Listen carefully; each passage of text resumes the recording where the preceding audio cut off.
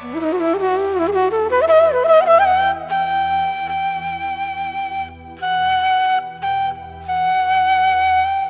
एक आसामी गाणं आहे. निळ्या निरभ्र आकाशात मुक्तपणे विहार करणाऱ्या पक्ष्यांचे यात वर्णन केलेलं आहे. तर ऐकूया आसामी गाणं उरी उरी जाय.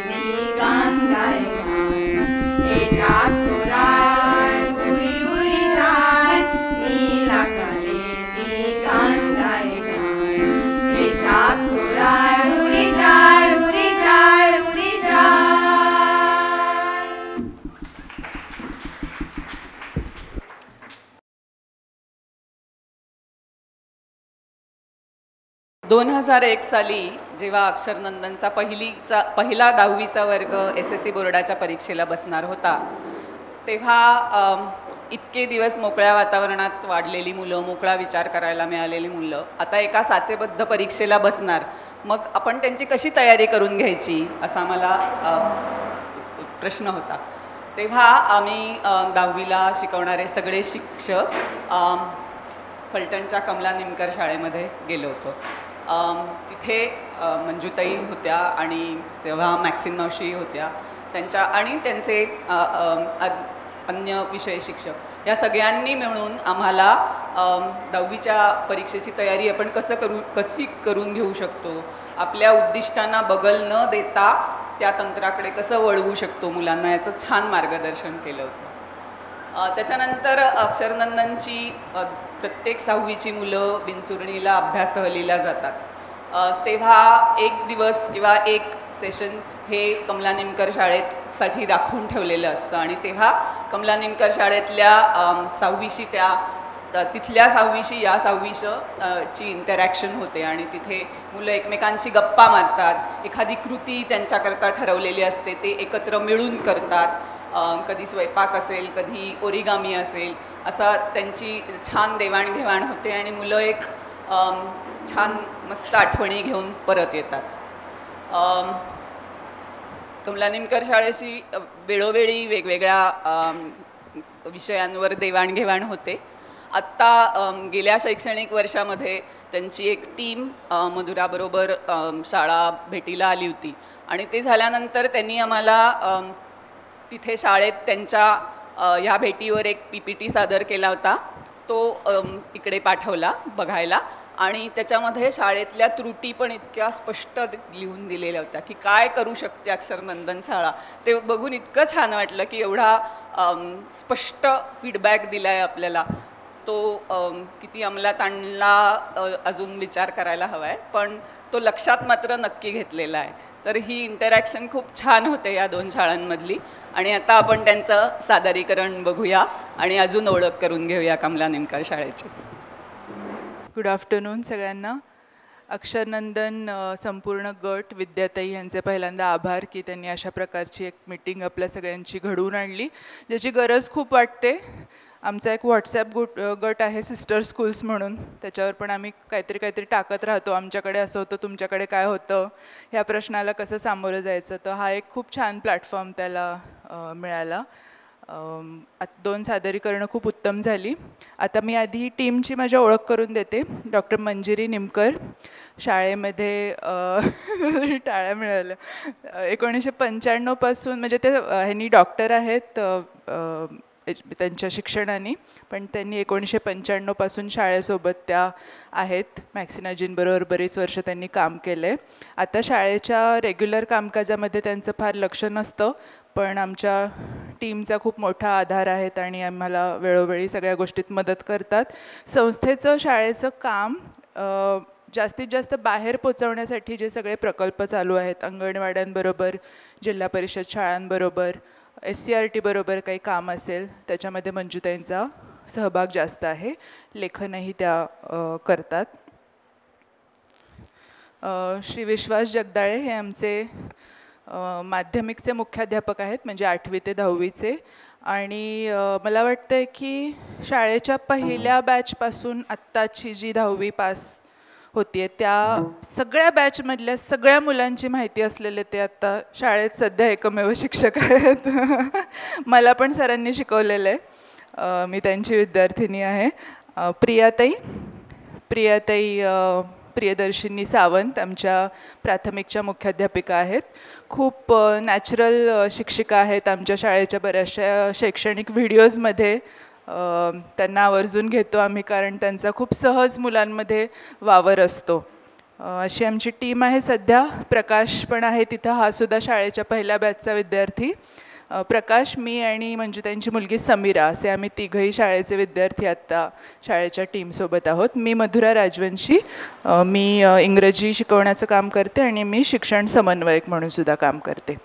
तर सुरू करूया. मला वाटतं आपण आमच्या एका विद्यार्थ्यांनी माईक टेस्टिंग करताना नेहमी फुंकर मारावी, ते अतिशय नाजूक प्रकरण असतं, त्याच्यावर ठॉक करू नये असं शिकवलं होतं.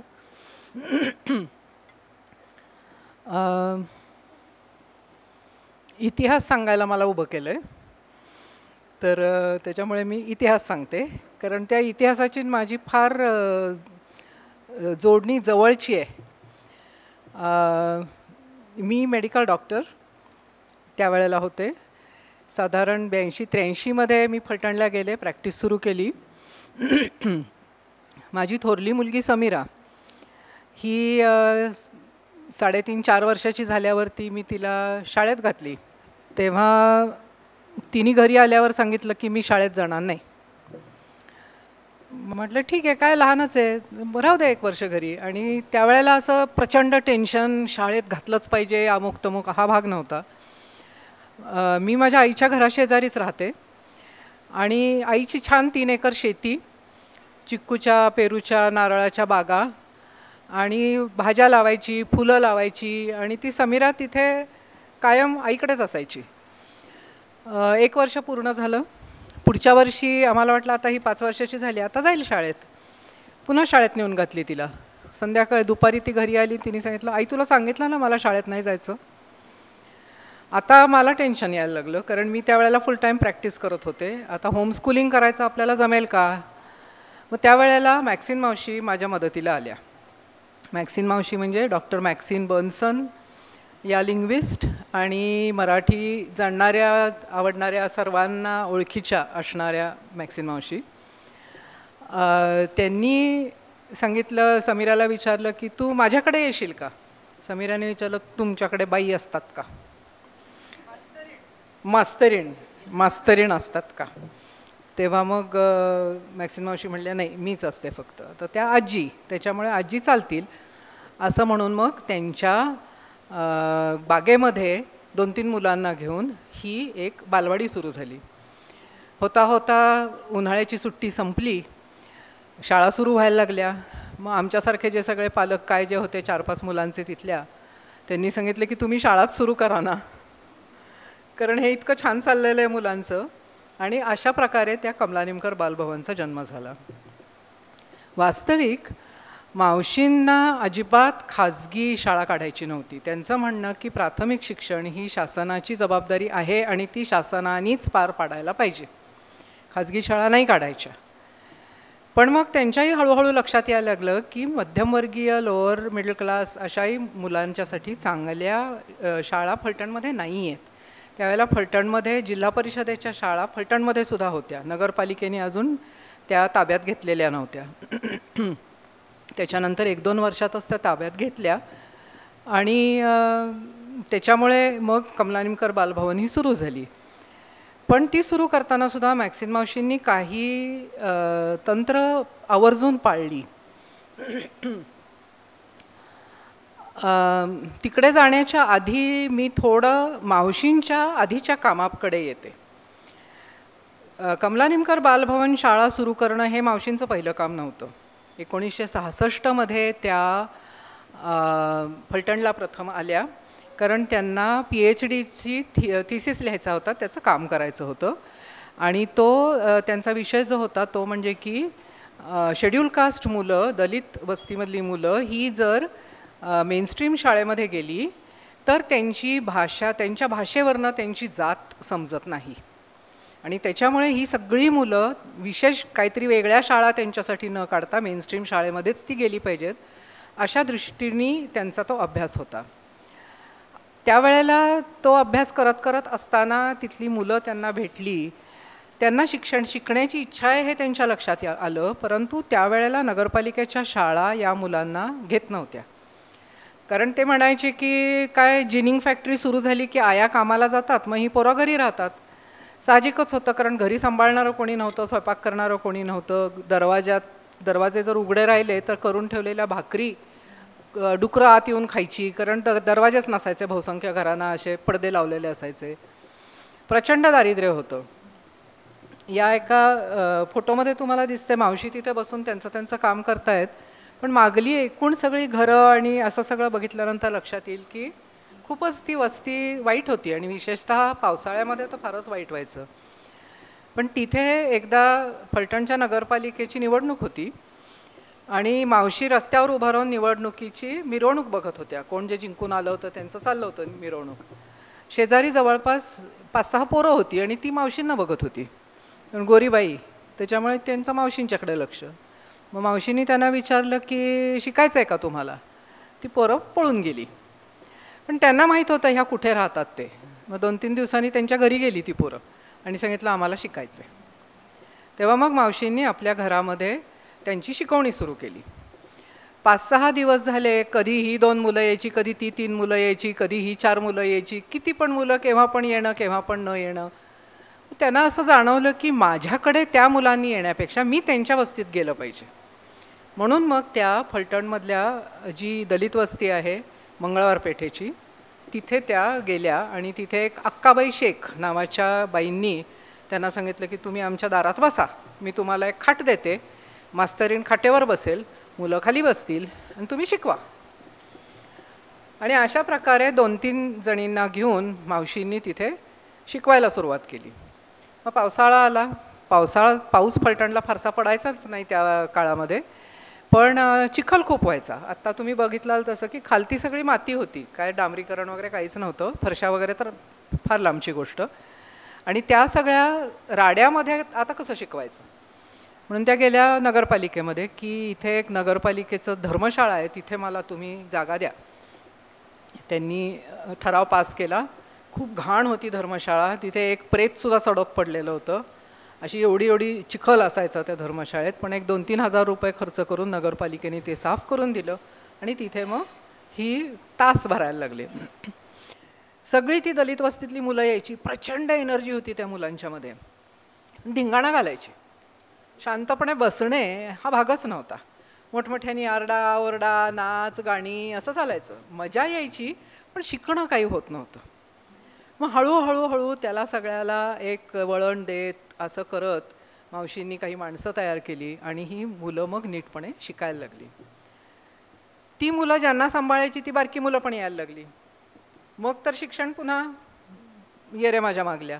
मग त्या बारक्या मुलांच्यासाठी बालवाडी सुरू झाली. अशा प्रकारे मावशींच्या शैक्षणिक कामाला 1978 पासून सुरुवात झालेली होती आणि आमची कमला नेमकर बालभवन जी सुरू झाली ती 1987 मध्ये सुरू झाली. 1984 मध्ये मावशींनी प्रगत शिक्षण संस्थेची व्यवस्थित चॅरिटी कमिशनरकडे रजिस्ट्रेशन वगैरे करून ती एक संस्था म्हणून काम करायला लागलेली होती. शाळा निघाली त्यावेळेला काही गोष्टी मावशींनी अगदी आग्रह धरला. त्या अमेरिकेमध्ये ज्या गावामध्ये शिकल्या त्या गावामध्ये एकच शाळा होती आणि ती कॉमन स्कूल होती. त्याच्यामुळे गावातले डॉक्टर्स, इंजिनियर्स, आर्किटेक्ट यांची मुलं पण त्याच शाळेत जायची आणि गोदी कामगारांची मुलं पण त्याच शाळेत जायची.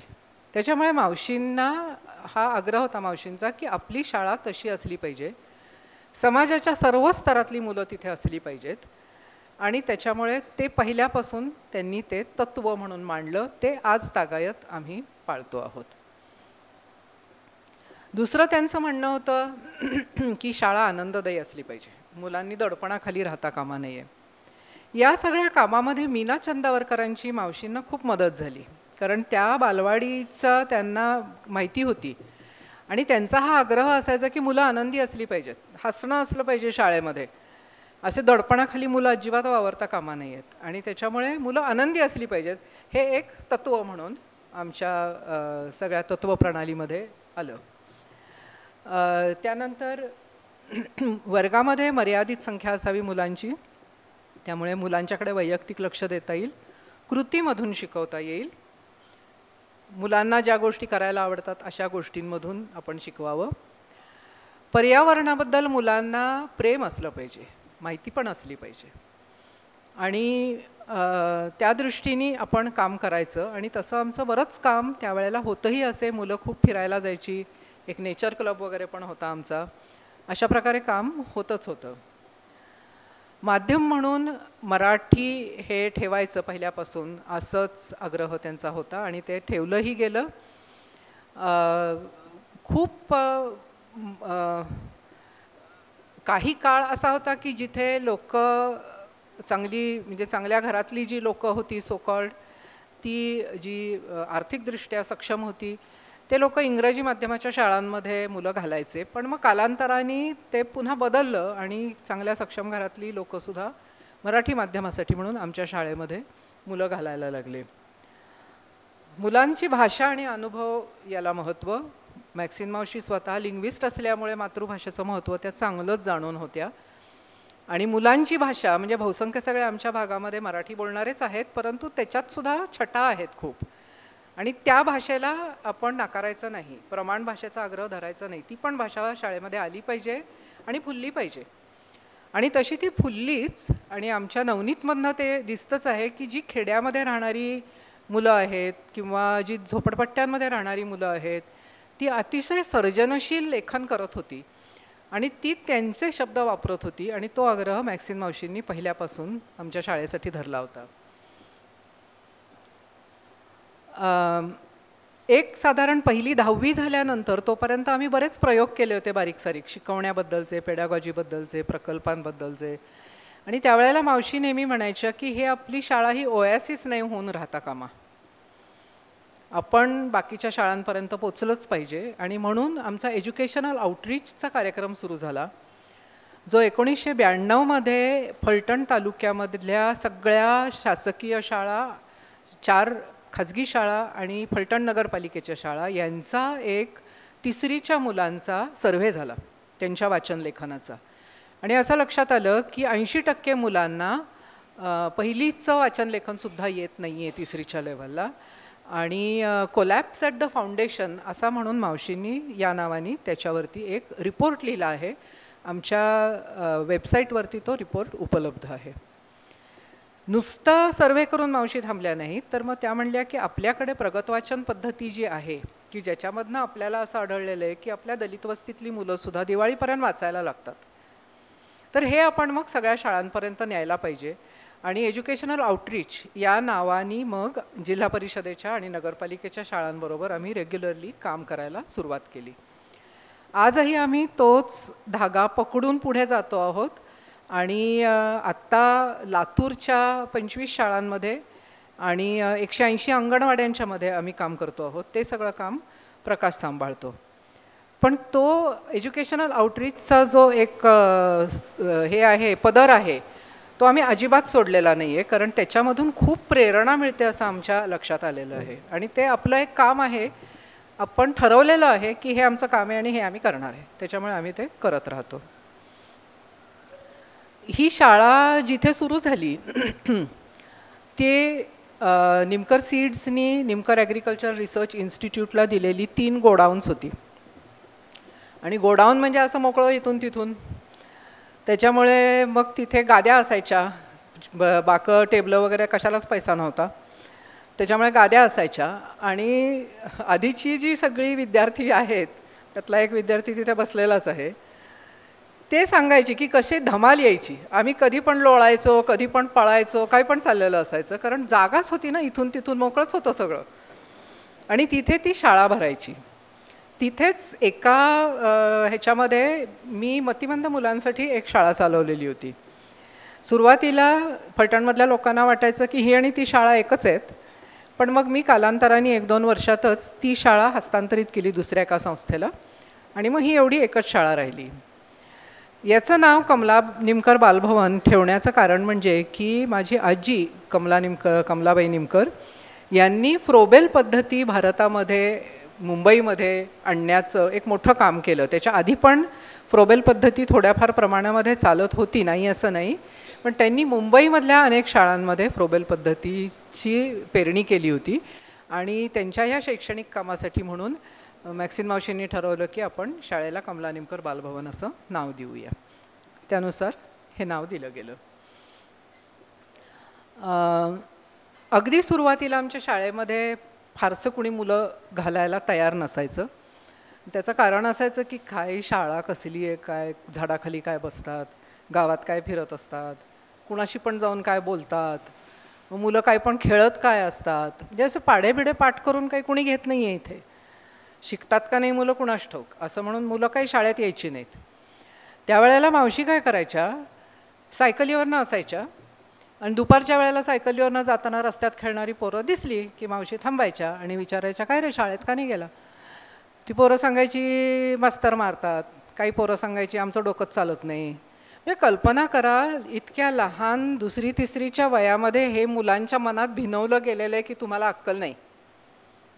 त्यामुळे तीच म्हणायची आमचं डोकंच चालत नाही आणि मग मास्तर मारतात. त्याच्यामुळे आम्ही खेळत असतो. मावशी विचारायच्या की मग आमच्या शाळेत येणार का. हो येणार की. आणि मग ही मुलं घेऊन त्या शाळेत यायच्या. माझ्याकडे मुलं यायची. मी डॉक्टर होते. आमच्या मुलाचं ना डोकंच चालत नाही, ते तुमच्या मतिमंदांच्या शाळेत घाला. आणि मग तपासणी केल्यावर त्या मुलांच्याशी बोलल्यावर लक्षात यायचं काय हुशार आहे पोरगं. आणि मग नंतर लक्षात यायचं की ते ज्या नगरपालिकेच्या शाळेत जात होतं तिथे मारच मिळत होता. त्याच्यामुळे ते पोरगं पळूनच यायचं घरी.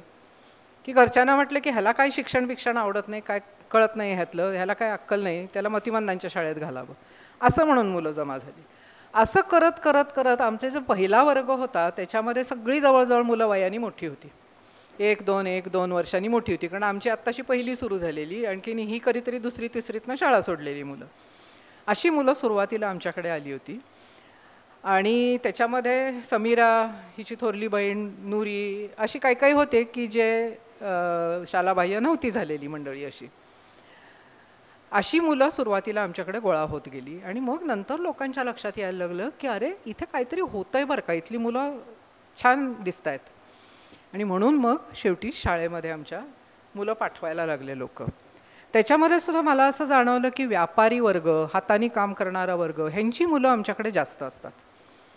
एकदा मी एका पालकांना विचारलं की मी म्हटलं की तुमचं तर चांगलं आहे घरचं, व्यापारी आहेत ते, तर मग तुम्ही इंग्लिश मिडियमला कशी नाही घातली, इथे कसं काय घातलं. तेव्हा त्यांनी सांगितलं ह्याला पुढे गेल्यावर धंदाच करायचा आहे, धंद्यामध्ये इतकं टेन्शन असतं, लहानपणी कशाला उगीच टेन्शन द्यायचं, चांगलं मजेत राहू देत ना. असं म्हणून ते आमच्याकडे मुलं घालायचे. अशी काय काय काय काय कारणं कुणाकुणाची काय कुणाकुणाची काय असं करत.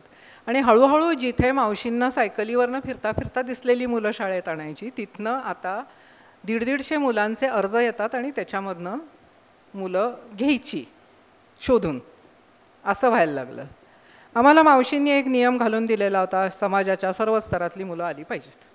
त्याच्यामुळे आधी आम्ही काय करायचो, मुलांचं वेगळं मुलींचं वेगळं, 50% मुलगे पाहिजेत, 50% मुली पाहिजेत. मी गेले 30 वर्ष ॲडमिशन्स देते आहे आणि मला गेल्या 4-5 वर्षामध्ये असं आढळून आलेलं आहे की मुली खूप कमी आहेत.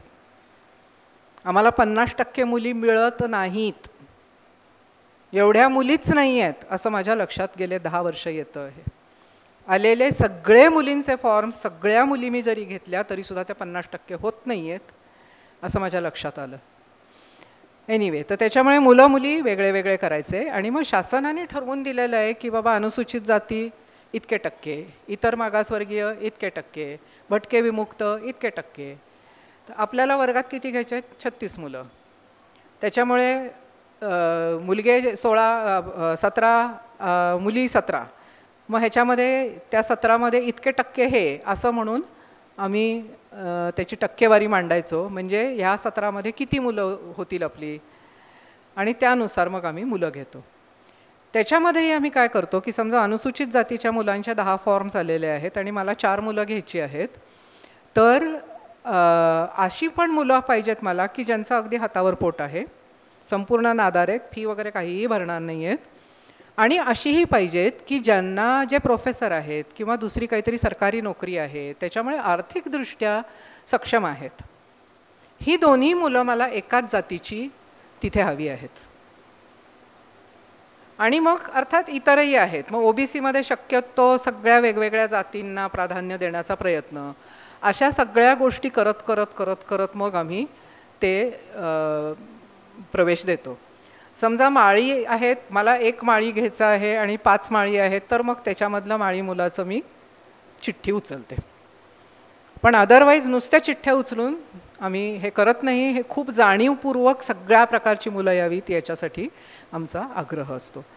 आणि मग त्याच्यामध्ये पालकांना बोलवून त्यांच्याशी गप्पा मारल्या जातात, त्यांची आर्थिक परिस्थिती समजून घेतली जाते, मुलांना खेळायला काहीतरी दिलं जातं, मुलं कशी बोलतायत, कशी काय करतायत हे लक्षात येतं. त्यामुळे काही कुणाला काउन्सिलिंगची गरज आहे का वगैरे असंही सुरुवातीलाच कळतं आम्हाला.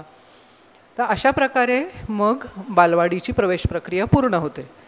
पुढे जाऊ तसतसं हे आम्हाला पाळता येत नाही. समजा जर मधनंच काही मुलं सोडून गेली तर मग ती जागा भरावी लागते. त्याच्यासाठी जी मुलं येतील त्याच्यामधून ही जागा भरली जाते. आजही सगळी जी तत्त्वं आहेत ती तत्त्वं आम्ही पाळण्याचा आग्रह धरतो. आणि मुलांनी आनंदी असलं पाहिजे, बेसिकली हा सगळ्यांचा आग्रह असतो. थँक्यू. थोडंसं शाळेच्या सांख्यिकी माहितीबद्दल. पहिलं धर्मनिहाय आकडेवारी तुम्हाला दिसेल ही 2022-23ची आहे, म्हणजे गेल्या वर्षीची आहे. त्याच्यामध्ये हिंदू जर बघितले तर ते 87% आहेत, मुस्लिम 5% आहेत, जैन 5% आहेत आणि 3% नवबौद्ध आहेत. आता त्या हिंदूमध्ये सगळ्या जाती वगैरे म्हणजे ओपन असेल, OBC असेल, SC असेल आणि SCमध्ये बौद्ध नवबौद्ध असेल त्याचा तो वेगळा आकडा दिलेला आहे. त्या हो बरोबर आहे कॅटेगरी. त्यानंतर दुसरे जे आकृती ते जातनिहाय. मंजुताईंनी मगाशी सांगितल्याप्रमाणे आता तिथं SCचं जर तुम्ही शासनाचं GR बघितलं, परिपत्रक बघितलं तर तिथं 13% दिसेल तुम्हाला SCसाठी. इथं संख्या 20% आणि ती नेहमी 20%, 21%, 22% या घरात आहे. इतर जे आहेत ते 37% आहेत आणि खुला वर्ग आहे 43% आहे. त्या शासनाच्या ह्याच्याप्रमाणे खुला वर्गाची ते टक्केवारी ते 48% आणि बाकी इतर सगळं जे आरक्षण आहे ते 52%चं आहे. हे तर आपल्याला मोर दॅन 52% दिसतं आहे. आता लिंगभावनिहाय मंजुताईंनी मगाशी सांगितलं त्याप्रमाणे शिशुगटात घेताना बरोबर 17 मुलं 17 मुले घेतात. आता थोडीशी अडचण होते पण आत्तासुद्धा जर तुम्ही जे बघितलं तर ते जवळपास आहे. मुली कमी दिसतील तुम्हाला थोड्या, 48% मुले दिसतात आणि 52% मुलं दिसतात.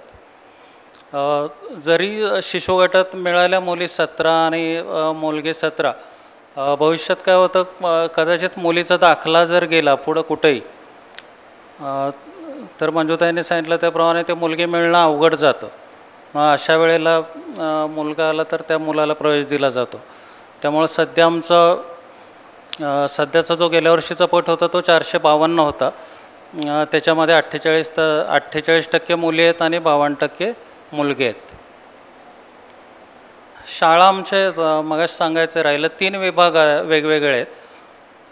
एक बालवाडी विभाग आहे, जो मगाशी मंजुताई सांगत होत्या की जिच्यामुळं शाळेचा जन्म झाला, जी शाळेत जात नव्हती, ती समीरा, ती बालवाडी समर्थपणे सांभाळत आहे. त्यानंतर प्राथमिक विभाग वेगळा आहे, 1ली ते 7वी प्राथमिक विभाग आहे. शिशु गटात गेल्या वर्षी 105 पट होता. यावर्षी 1ली ते 7वी ज्या प्रियाताई आहेत मुख्याध्यापिका आहेत, 1ली ते 7वीचा पट आहे 247. हे प्रत्येक वर्गाचा पट आपण 35च्या आसपास ठेवतो. फक्त तुम्हाला आता सगळ्यांना माहिती असेल, RT-मुळं थोडासा प्रॉब्लेम होतो आहे त्याच्यामध्ये. तुमच्या बहुतेक जणांकडे बालवाडी असेल ना? आमच्याकडे सुद्धा बालवाडी आहे आणि त्याच्यातला मोठ्या गटातला पट किंवा मोठ्या गटात जी गरीब मुलं आहेत किंवा वंचित गटातील मुलं आहेत, आम्ही त्यांच्या पालकांना सांगतो की RTचे फॉर्म भरा म्हणून. परंतु त्या सगळ्यांचा त्याच्यामध्ये नाव येईलच असं नाही, त्यांना प्रवेश मिळेल असं नाही. आता बाहेरचे लोक खूप अर्ज भरतात, ऑनलाईन अर्ज भरतात. म्हणजे यावर्षीचं जर पट जर तुम्ही बघाल, म्हणजे आमच्या शाळेचा तर 23-24चा, आम्हाला 9 हे आहेत, 25% 9, म्हणजे ते 3 वर्षाची तुमचा पट बघतात. आमचा 35-36च्या आसपास असल्यामुळं आम्हाला ते 25% 9 विद्यार्थी येतात. यावर्षी 9 पैकी 8 विद्यार्थी बाहेरचे आलेत आणि आमच्या शाळेतला मोठ्या गटातला एकच लागला आहे. त्यामुळं पहिलीचा पट जरा आमचा हलतो. यावर्षीसुद्धा तो 39च्या घरात जाण्याची शक्यता. तर बाकी 247 पट गेल्या वर्षीचा होता. प्रियाताई मुख्याध्यापिका आहे, माझ्याकडं 8, 9, 10 आहे. माध्यमिक विभाग आहे आणि आमचा 100च्या आसपास, गेल्या वर्षी बरोबर 100 होता. म्हणजे असं एकूण गेल्या वर्षीचा पट 452 होता. त्यातली फीचं आता फी स्ट्रक्चर बोलूया. जर बालवाडी ते 10वीचा जर फी बघितली प्रत्येक वर्गाची, तर बालवाडीला 13,500पासून सुरू होते आणि 10वीला ती 19,000च्या आसपास आहे. तर हे फी स्ट्रक्चर आहे. आता 100% विद्यार्थ्यांना 100% फी नाही, म्हणजे याच्यातले 66% विद्यार्थी हे पूर्ण फी देणार आहेत. म्हणजे काय असेल, 13,500 असेल, नाही तर 15,500 काय असेल त्या वर्गाची. तर असे 66% पालक पूर्ण फी देणार आहेत. अर्धनादार वगैरे. आता काही गरीब मुलं जे असतात, म्हणजे त्या वर्गातले शिक्षक किंवा वर्ग शिक्षक गृहभेटी देतात आणि त्याच्यावरून फी ठरवली जाते. तर असे 8% विद्यार्थी आहेत की ज्यांना अर्धी फी आहे. म्हणजे समजा 16,000 असेल तर त्यांना 8,000च्या आसपास. पुढचे किती आहे?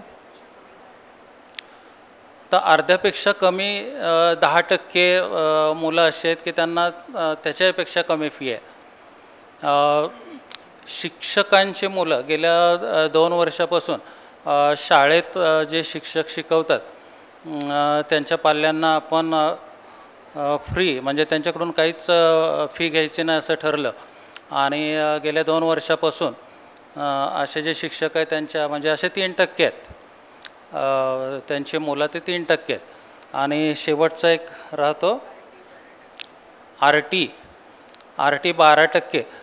ते बराच मोठा आकडा दिसतो तो 12% म्हणून. पण तुम्हाला सर्वांना माहिती आहे की पैसे येतात का वेळेत? 4-4 वर्ष पैसे येत नाहीत. आणि आपल्या सगळ्यांना माहिती आहे फायलिंगचं वगैरे किती काम सतत आपण करत राहतो. दरवर्षी तर येत नाही, 4-4 वर्षाचे पैसे थकलेले असतात. वर्षाचं आमचं नियोजन करण्यासाठी आम्ही गुगल कॅलेंडरचा वापर करतो. आम्ही सगळी टीम जूनमध्ये बसतो आणि मग संपूर्ण वर्षाच्या अशा तारखा त्याच्यामध्ये लॉक करतो. हे सगळं कॅलेंडर सगळ्या शिक्षकांसोबतसुद्धा शेअर केलेलं असतं. आमच्या सगळ्या शिक्षकांचे ईमेल आय डी आहेत आणि आमचा सगळा रजा असेल किंवा इतर काही व्यवहार असेल, कोणाला काही साहित्य पाठवायचं पाहिजे असेल तर ते सगळं आमचं ईमेलवरती चालतं. त्यामुळे त्याच्यानुसार आता ह्याच्यात तुम्हाला दिसत असेल की प्रथम सत्र निकाल, तालुकास्तरीय व्हॉलीबॉल स्पर्धा आणि त्या वेळेचं काय काय असतं ते सुद्धा आम्ही कॅलेंडरमध्ये ॲड करतो. जानेवारी हा सगळ्यात बिझी आमचा महिना असतो. त्याच्यामध्ये वार्षिक प्रकल्प, गॅदरिंगची तयारी, 26 जानेवारी वगैरे असं सगळं येतं. त्यामुळे सगळं फुल दिसत असेल. आता वेगवेगळे उपक्रम, अध्ययन, अनुभव याच्याबद्दल 2 शाळांनी आधी खूप मांडणी केलेली आहे. मी तोच विचार केला होता की बऱ्यापैकी आपल्या शाळांमध्ये त्या प्रकारचे उपक्रम घेतले जातात. त्याच्यामुळे मी काही फोटो फक्त घेतलेले आहेत आणि त्यातून एक शाळेचं वातावरण आणि काय प्रकारचे अध्ययन अनुभव दिले जातात ह्याची फक्त झलक म्हणून मी मांडणार आहे. त्याच्या डिटेलमध्ये जाणार नाही आहे. आपण काही प्रश्न असतील तर नंतर बघू शकतो. बालवाडी, मुक्तखेळ, बाहुली घर, ही छोटी जी अलीकडची आहे ती आमच्या प्रकाशदादांची मुलगी आहे. शुभ्रा ते बाहुलीला काहीतरी पाजायचं चाललं आहे. आणि इकडं एक जण जगदाळ सर हे 8वी 9वी 10वीला शिकवतात आणि मुख्याध्यापक आहेत, पण ते बालवाडीच्या मुलांचे सगळ्यात जास्त लाडके आहेत सर काका. तर त्यामुळे त्यांचं काहीतरी तपासणी चालली आहे स्टेथोस्कोपनी. वार्षिक प्रकल्प हा खूप मोठा आमच्या शाळेची आम्ही स्ट्रेंथ मानतो. एक अगदी पहिल्यापासूनचं वेगळेपण, मला वाटतं 90-91 सालापासून मुलं वार्षिक प्रकल्प करतायत. संपूर्ण शाळेचा मिळून एक प्रकल्प असतो. 1ली ते 9वी एकच मोठा विषय घेतो आणि त्याच्यावरती उपविषय वाटून घेऊन 2 ते 3 आठवडे त्याच्यावर काम करून आम्ही प्रदर्शन मांडतो. वेगवेगळ्या पद्धती असतात, परिसर भेटी, मुलाखत. फलटणशी संबंधित खूप जास्त विषय आत्तापर्यंत झालेले आहेत. म्हणजे फलटणमधल्या ऐतिहासिक वास्तू, फलटणमधील सार्वजनिक जागा, फलटणचे उद्योग, अशा प्रकारे. गेल्या काही वर्षांमध्ये आम्ही कोविडनंतर कोविड हा विषय घेतला, त्यानंतर शेती घेतला होता आणि अगदी मागच्या वर्षीचा होता तो भीती हा विषय होता. तर ह्या भीतीच्या मेंदू विज्ञानाबद्दलची मुलांनी एक मेंदूचं मोठं मॉडेल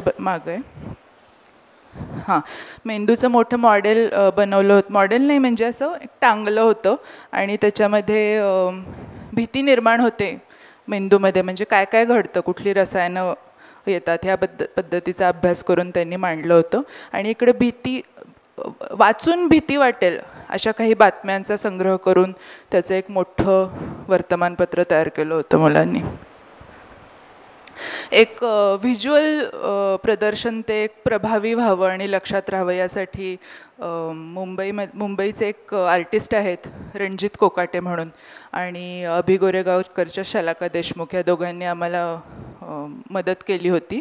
त्याच्यामुळे असे मोठे मोठे पडदे तयार केले होते आणि हॉलमध्ये आम्ही प्रदर्शन त्याचं मांडलं होतं. अशी एक मोठी भिंत, त्याच्यावरती मुलांचे भीतीचे अनुभव, काही भीतीदायक चित्र मुलांनी काढली होती. एक गुहा तयार केली होती आणि मग शेवटचा सेक्शन होता तो प्रबोधनाचा सेक्शन होता की काय असतं नक्की भीती, म्हणजे ती का वाटते, त्याच्यापासून त्याच्याशी डील कसं करायचं, हे सगळं मुलांनी मांडलं होतं. हे खूप इंटरेस्टिंग चार्ट होते, त्यामुळे मी घेतलेले आहेत की सर्वे केला होता एक 1ली ते 4थीच्या मुलांना कशाची भीती वाटते, 5वी ते 7वी, 8वी ते 10वी आणि शिक्षक असं म्हणून त्यांनी 4 चार्ट्स केले होते.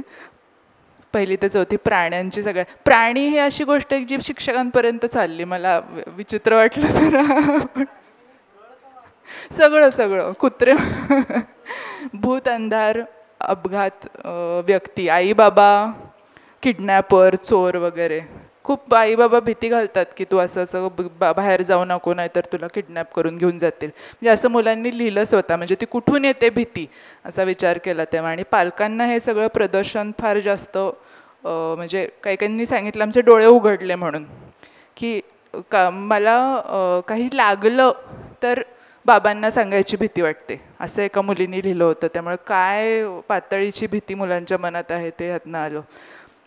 8वी ते 10वीला नाती तुटणं, लोक काय म्हणतील, मृत्यू, परीक्षा वगैरे हे सगळं जास्त दिसलं. स्कूल कॅम्प्स प्रत्येक वर्गाचे आम्ही पहिलीपासूनचे अगदी यावर्षी आमचे झाले. राहायला मोठीच मुलं आली होती शाळेत, पण इतर मुलांना निदान 9-9:30 वाजेपर्यंत शेकोटी, गप्पा, खाऊ करणं असा एक अनुभव आम्ही देतो सगळ्यांना दरवर्षी.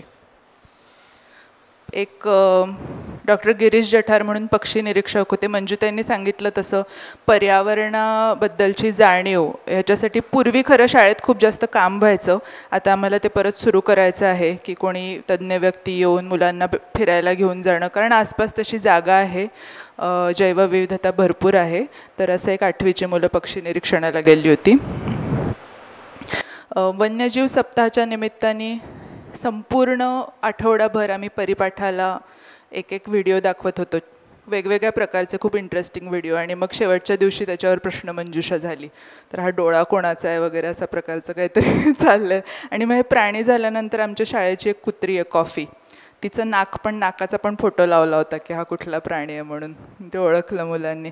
तर परिपाठ हे मी आत्ता सांगते, पुढे आम्ही एक स्ट्रेंथ म्हणून आम्ही परिपाठाचा पण उल्लेख करतो, कारण एक जवळजवळ 20 ते 25 मिनटाचा आमचा रोज परिपाठ असतो मोठ्या मुलांचा, 5वी ते 10वी.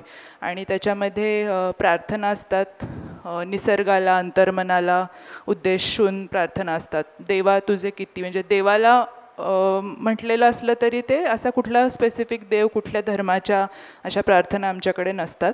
त्यानंतर मुलं बातम्या सांगतात, त्या बातम्यांवर चर्चा होते. शिक्षक, आम्ही रोज एक शिक्षक मुलांसमोर काहीतरी सादर करतात, काही व्हिडिओ असतील, काही वाचून दाखवणं असेल, बातम्यांवरच्या चर्चा असतील, असा आमचा तो परिपाठ असतो. तर हे सगळे दिन साजरे करणे किंवा त्या वेळचं दिनविशेष काही असेल ते सगळं आम्ही परिपाठात घेतो. शेती करतात मुलं, छोटीशी जागा आहे मागं. तर आता आनंद निकेतन नाशिकला भेट देऊन आल्यानंतर आमच्या ताईंनी सांगितलं की आम्ही विचार करत होतो की शेती कसं घ्यायचं, तो वेळ कधी मिळणार मुलांना. तर तिथं ते आमच्या ताई म्हटल्या की आनंद निकेतनमध्ये एक वर्ग शेती करतो दरवर्षी. मग आम्ही पण यावर्षीपासून असं केलं की 7वीची मुलं त्यांचा जो प्रार्थना आणि तास सुरू होण्याच्या मधला जो वेळ असतो, एक गट जाऊन शेती करेल असं आम्ही मागच्या वर्षीपासून सुरू केलं.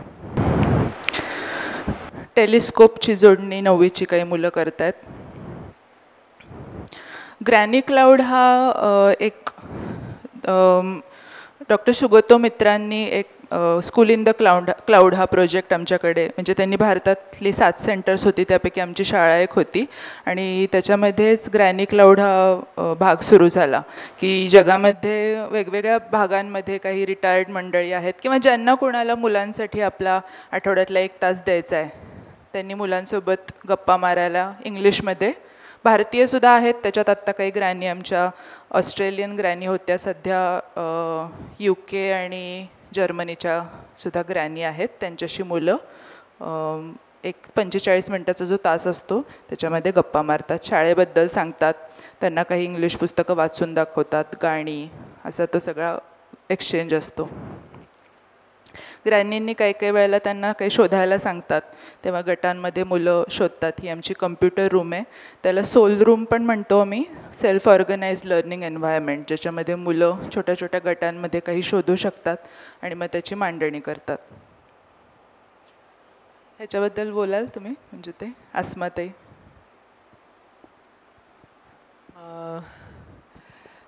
ह्या अस्माताई आणि या 5वी का 6वी, 5वीच्या ना, 5वीच्या मुलांच्या बरोबर गप्पा मारतायत. हे जरा थोडं मला आजकालच्या ह्याच्यामध्ये हे खूप महत्त्वाचं वाटते. हे जे काही झालं ते झालं कसं की मराठीच्या ताईंनी एक दिवस खूप उकडत होता वर्गामध्ये आणि त्या मुलांनी काहीतरी केलं होतं म्हणून त्यांना शिक्षा म्हणून पंखा लावायचा नाही असं सांगितलं होतं. त्यामुळे ती मुलं म्हणली की बाई चला बाहेर झाडाखाली बसू, म्हणून सर्व मंडळी झाडाखाली गेली. आणि मग झाडाखाली अभ्यास करायच्या ऐवजी गोष्टीचं पुस्तक वाचून दाखवू म्हणून धारवाला सलीम हे गोष्टीचं पुस्तक वाचून दाखवलं. आणि ताईंनी निम्म्यापर्यंत गोष्ट नेली आणि सांगितलं की आता तुम्हाला काय वाटतंय, शेवट काय झालं असेल हे तुम्ही चर्चा करा, सांगा काय झालं असेल ते आणि लिहा. मग काही कुणाला प्रश्न आहेत का? 1-2 मुलांनी हात वर केले. त्यांना विचारलं काय प्रश्न आहेत, तर एका मुलांनी सांगितलं की बीवी म्हणजे काय. मग त्यांनी सांगितलं की बायकोला बीबी म्हणतात. रमजान ईद म्हणजे काय, दुसरा प्रश्न. मग बाईंनी सांगितलं की एक सण असतो मुसलमानांचा आणि शिरकुर्मा करतात. पण त्यांच्या हे लक्षात आलं की आपल्याला काही नीट माहिती नाही आहे ह्यातली, आणि त्या वर्गामध्ये एकही मुस्लिम मूल नाही आहे, आणि त्याच्यामुळे बाकीच्या मुलांना काहीच माहीत नव्हतं त्यातलं फारसं. तेव्हा मग आम्ही म्हटलं की मग तुम्ही त्या म्हटल्या की मी आता आपल्याकडे ज्या ताई आहेत बालवाडीला त्यांना मी बोलवणार आहे. म्हटलं त्याच्यापेक्षा तुम्ही एखाद्या पालकांना बोलवा. आणि म्हणून अदिबाच्या आई तिथे आमच्या शाळेच्या जवळच राहतात, त्या म्हटल्या की मी येते, तयार आहे मी मुलांच्याशी बोलायला. आणि मग जवळजवळ 1.5 तास यांच्या गप्पा रंगल्या होत्या. आणि याच्यामध्ये कुठली म्हणजे हे नव्हतं, भाषण देणं नव्हतं. मुलं प्रश्न विचारत होती, या उत्तर देत होत्या. आणि त्या इतक्या ग्रेट बाई मला वाटल्या. मुलं वाटेल ते प्रश्न विचारत होती. ती म्हणली की एका मुलाने विचारलं की तुमच्या अल्लाचा फोटो का नसतो. तेव्हा त्यांनी सांगितलं की अल्ला को किसने देखा है, कुणीच पाहिलेलं नाही अल्लाला, म्हणून फोटो नसतो. सिम्पल. मग तुम्ही नमाज पडताना असं का करता. आम्ही नमस्कार करतो. नमाज पडता ही प्रार्थनाच आहे, तुम्ही पण प्रार्थनाच करता. आपण दोन्ही अल्लाकडनं काहीतरी, देवाकडनं काहीतरी मागतच असतो. आम्ही असं मागतो, तुम्ही असं मागता. मग नमाजवरनं काय काय काय काय सुरू झालं. मग आम्ही नमाज पडली तर चालते का. तर त्या म्हणल्या चालते, फक्त तुम्हाला शिकून घ्या आणि पढू शकता तुम्ही. आम्ही कुराण वाचलं तर चालतं का. हो चालतं की. मुसलमानांच्या मध्ये जाती किती असतात. इतके प्रश्न विचारले मुलांनी, आणि त्यांनी अतिशय साधेपणाने, मी आत्ता जसं सांगितलं तशी उत्तरं दिली. पालकनीतीच्या अंकामध्ये याच्याबद्दल एक लेख लिहिलेला आहे. जूनच्या अंकामध्ये तुम्हाला तो पूर्ण लेखही वाचायला मिळेल. पण याच्यामध्ये सगळ्यात शेवट मला जे आमच्या ताईंनी सांगितलेलं नव्हतं, म्हणजे ते त्यांनी मुद्दामच मला सांगितलेलं नव्हतं का whether she had missed it, I don't know. पण मी नंतर अस्माताईंना बोलवलं की मी म्हटलं मला जरा तुमच्याशी बोलायचं आहे, गप्पा मारायच्यात. मी रोज उठून शाळेत जात नाही, त्याच्यामुळे हा झालेला कार्यक्रम मला माहीत नव्हता केव्हा झाला ते. त्यांचा तो होऊन गेला. अस्माताईंना वेळ होता त्यावेळेला त्या आल्या. 2 प्रश्न विचारले होते. एक प्रश्न होता की आमचं कसं जनगणमन असतं तसं तुमचं राष्ट्रगीत काय आहे. आणि दुसरा प्रश्न होता की जर काहीतरी तुमच्यात गुन्हा घडला तर तुम्ही कुणाकडे तक्रार करता. अस्माताईंनी उत्तर दिलं, आपण भारत देशाचे नागरिक आहोत, त्याच्यामुळे जनगणमन हे राष्ट्रगीत भारत देशातल्या सगळ्या नागरिकांचं आहे. जसं तुमचं आहे तसंच माझंही आहे. आणि आपण भारताचे नागरिक आहोत, आणि त्याच्यामुळे आमच्यात कुणाचा गुन्हा घडला तरी आम्ही पोलिसातच जातो, तुम्ही जाता तसे. असं त्यांनी त्याचा कसलाही बाऊ न करता, अवडंबर न माजवता सहजपणे उत्तरं दिली. पण त्या हुशारबाईच्या लक्षात आलं की हे 2 प्रश्न वेगळे आहेत. त्याच्यामुळे जेव्हा मी त्यांच्याशी बोलायला लागले आणि त्यांना विचारलं की तुम्हाला 1-2 प्रश्न काही असे वेगळे वाटलेले किंवा असं काहीतरी तुम्ही मला सांगू शकाल का, त्यावेळेला त्यांनी मला हे 2 प्रश्न सांगितले. म्हणजे वरवर बघता सगळं ठीक चाललेलं आहे असं दिसत असताना आतमध्ये काय चाललेलं आहे की ज्याच्यासाठी आपण फार सतर्क असायला हवं, आणि आपण सारखं बोलत राहायला हवं याच्याबद्दल. जेव्हा केव्हा वेळ मिळेल तेव्हा प्रार्थनेच्या वेळेला, ठीक आहे पर्यावरण ठीक आहे, उत्तम आहे, ग्लोबल वॉर्मिंग उत्तम आहे, परंतु याच्याकडे दुर्लक्ष होतं आणि हे बोलत राहायला पाहिजे. आणि नंतर त्या मुलांना सांगितलेलं होतं की तुम्ही अस्माताईंना पत्र लिहा, थँक्यू लेटर. तर तेव्हा एका मुलांनी लिहिलेलं होतं की आमच्या घरात एक सुद्धा मुसलमान नाही आहेत, आणि त्याच्यामुळे आम्हाला मुस्लिम धर्माबद्दल काही सुद्धा माहिती नव्हती, असं म्हणून त्यांनी अगदी ते अंडरलाईन करून लिहिलेलं होतं. पण त्या मुलांच्या हे लक्षात आलेलं आहे की विविधता आपल्या वर्गात नाही आहे, आणि त्याच्यामुळे आपल्याला हे माहिती नाही आहे. आणि काही मुलांनी सांगितलेलं होतं नमाजबद्दल की ते अमुक अमुक करतात ना, मी पाहिलं आहे. म्हणजे पाहिलेलं असतं, विचारण्याची इच्छा असते, परंतु ते बाहेर येत नव्हतं. तर त्याच्यामुळे हे एक सुरुवात आहे असं मी म्हणेन. हा फोटो म्हणजे शाळेला अजून त्याच्यावर खूप काम करायला पाहिजे.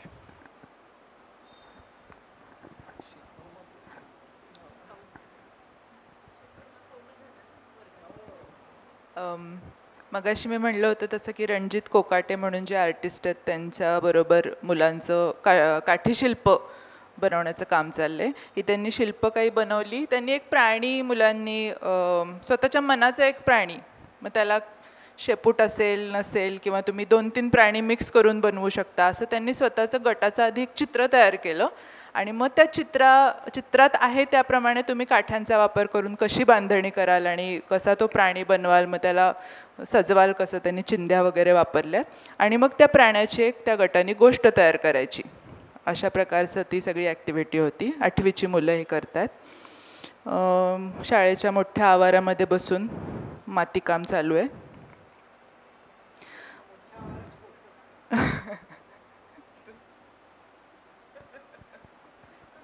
असं नाही बरं का. मी तुम्हाला मगाशी म्हटलं होतं आमची 3 गोडाऊन्स होती. आमच्या समोर नगरपालिकेची ओपन स्पेस आहे. तिथे एक शेजारी स्टेट बँक कॉलनी आहे. त्या कॉलनीची ओपन स्पेस की जी खरं तर नगरपालिकेने अक्वायर करायची असते. आमच्या शाळेमध्ये आमच्या गावामध्ये गेली 30 वर्ष एकाच गटाची नगरपालिका आहे आणि त्यांच्यातल्या एका बाईंची कॉन्स्टिट्युअन्सी म्हणजे ती आमच्या शाळेचा भाग आणि ती स्टेट बँक कॉलनी. तिथे पूर्वी आमची मुलं खेळायची, म्हणजे 25-30 वर्ष तरी मुलं खेळलेली होती त्या ओपन स्पेसमध्ये. 25-30 वर्ष खेळलेली होती आणि एकदम यांनी रातोरात एक दिवस मे महिन्याच्या मध्ये शाळा वगैरे बंद असताना रातोरात त्या जागेला कंपाऊंड घातलं. कायदा त्यांच्या बाजूनी आहे, कारण तो कायदा 10 वेळा बदललेला आहे. एकदा या बाजूनी झाला आहे, एकदा त्या बाजूनी झाला आहे आणि त्या क्षणी तो कायदा त्यांच्या बाजूनी होता की ज्यांची ओपन स्पेस त्यांना ती डेव्हलप करायला परवानगी आहे, म्हणून त्यांनी त्याला कंपाऊंड घातलं. मुलं उड्या मारून आत जाऊ नयेत म्हणून काटे लावले. त्यांची पण मुलं खेळायला तिथे जाऊ शकत नव्हती अशी त्यांनी अवस्था केली. त्यामुळे आम्हाला ग्राउंडच राहिलं नाही. आम्हाला साधारणतः एक 30-40 असा कॉरिडॉर होता, असा इथनं एवढा असेल, थोडासा मोठा असेल तेवढा एक असा कॉरिडॉर, एवढी जमीन पुढल्या बाजूला होती गेटच्या नंतर आत आल्या. आम्ही खूप विचार केला काय करायचं आणि नेक्स्ट वी नो रातोरात तिथे बांधकाम सुरू झालं आणि ते सुद्धा शाळेच्या बाजूला सुरू झालं आणि तिथे एक देऊळ उभं राहिलं आहे त्या ओपन स्पेसमध्ये. अजूनही त्या ओपन स्पेसचा जो उरलेला भाग आहे तो त्यांनी फेन्सिंग करून ठेवलेला आहे. तो इतका घाणेरडा झालेला असतो की तिथे कोणी खेळायला जाऊ शकत नाही. मग आता करायचं काय, ग्राउंड तर हवं. म्हणून मग शेवटी आम्ही सगळ्यांनी मिळून सगळ्या गव्हर्निंग काउन्सिलनी असा निर्णय घेतला की पहिल्या 1 नंबरचं गोडाऊन पाडायचं आणि तुम्हाला ही जी सगळी जागा दिसते आहे ते 2 नंबरच्या गोडाऊनपासून मागे शाळा सुरू झालेली आहे. 1 नंबरचं गोडाऊन आम्ही पाडलं. ते माझा एक मित्र मला नेहमी म्हणायचा की मोकळ्या मैदानावर शाळा बांधणारे मी अनेक पाहिलेले आहेत, पण शाळा पाडून मैदान करणारे पहिली तूच.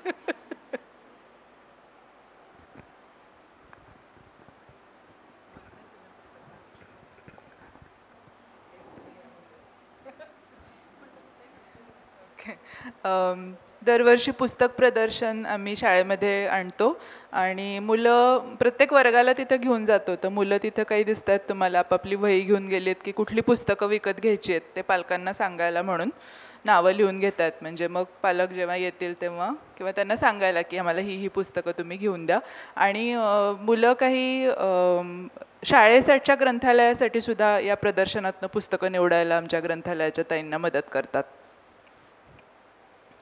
ही 9वीची सगळी मुलं आहेत ते आमचं शाळेचं म्हणजे मुलांच्या लेखनाचं, बालवाडी ते 10वीच्या सगळ्या मुलांच्या लेखनाचं आणि चित्रांचं एक वार्षिक पत्रिका निघते नवनीत नावाची. तर ही 9वीची सगळी मुलं त्याच्या संपादनाचं काम करतात ग्रंथालयात बसून. सगळे त्यांनी लेख प्रत्येक लेख वाचून त्याच्यामध्ये काय काय सुधारणा पाहिजेत, घ्यायचा का नाही लेख, त्या लेखकाशी काय बोलायचं, अशा प्रकारचं सगळं काम ती मुलं करतात. ग्राउंडवरती आमचे खेळाचे तास प्रत्येक वर्गाचा आठवड्यामध्ये असतातच, पण संध्याकाळी शाळा सुटल्यावर 1 तास मुलं व्हॉलीबॉल, खो खो असे खेळण्यासाठी थांबतात. स्काउट गाईडच्या आमच्या ताई बरीच वर्ष स्काउट गाईडचे वेगवेगळे उपक्रम घेत आहेत. त्याच्यामध्ये एक भाजी मंडई मांडलेली आहे. इकडे काहीतरी स्वयंपाक करायचं चाललं आहे. 10वीची मुलं संपूर्ण त्यांनी एक मील तयार करायचं गटाने मिळून. भाकरी पोळी भाजी काय जे त्यांचं होतं ते सगळं करून त्यांनी एकत्रित जेवायचं, असा तो सगळा उपक्रम चालला. उसळ सगळ्या वेगवेगळ्या गटांनी बनवलेलं मग त्यांनी एकत्र मिळून खाल. हे राज्य पुरस्कारासाठी दरवर्षी ताई घेऊन जातात मुलींना.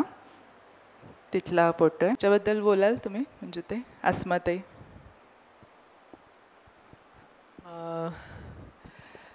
ह्या अस्माताई आणि या 5वी का 6वी 5वीच्या ना 5वीच्या मुलांच्या बरोबर गप्पा मारतायत.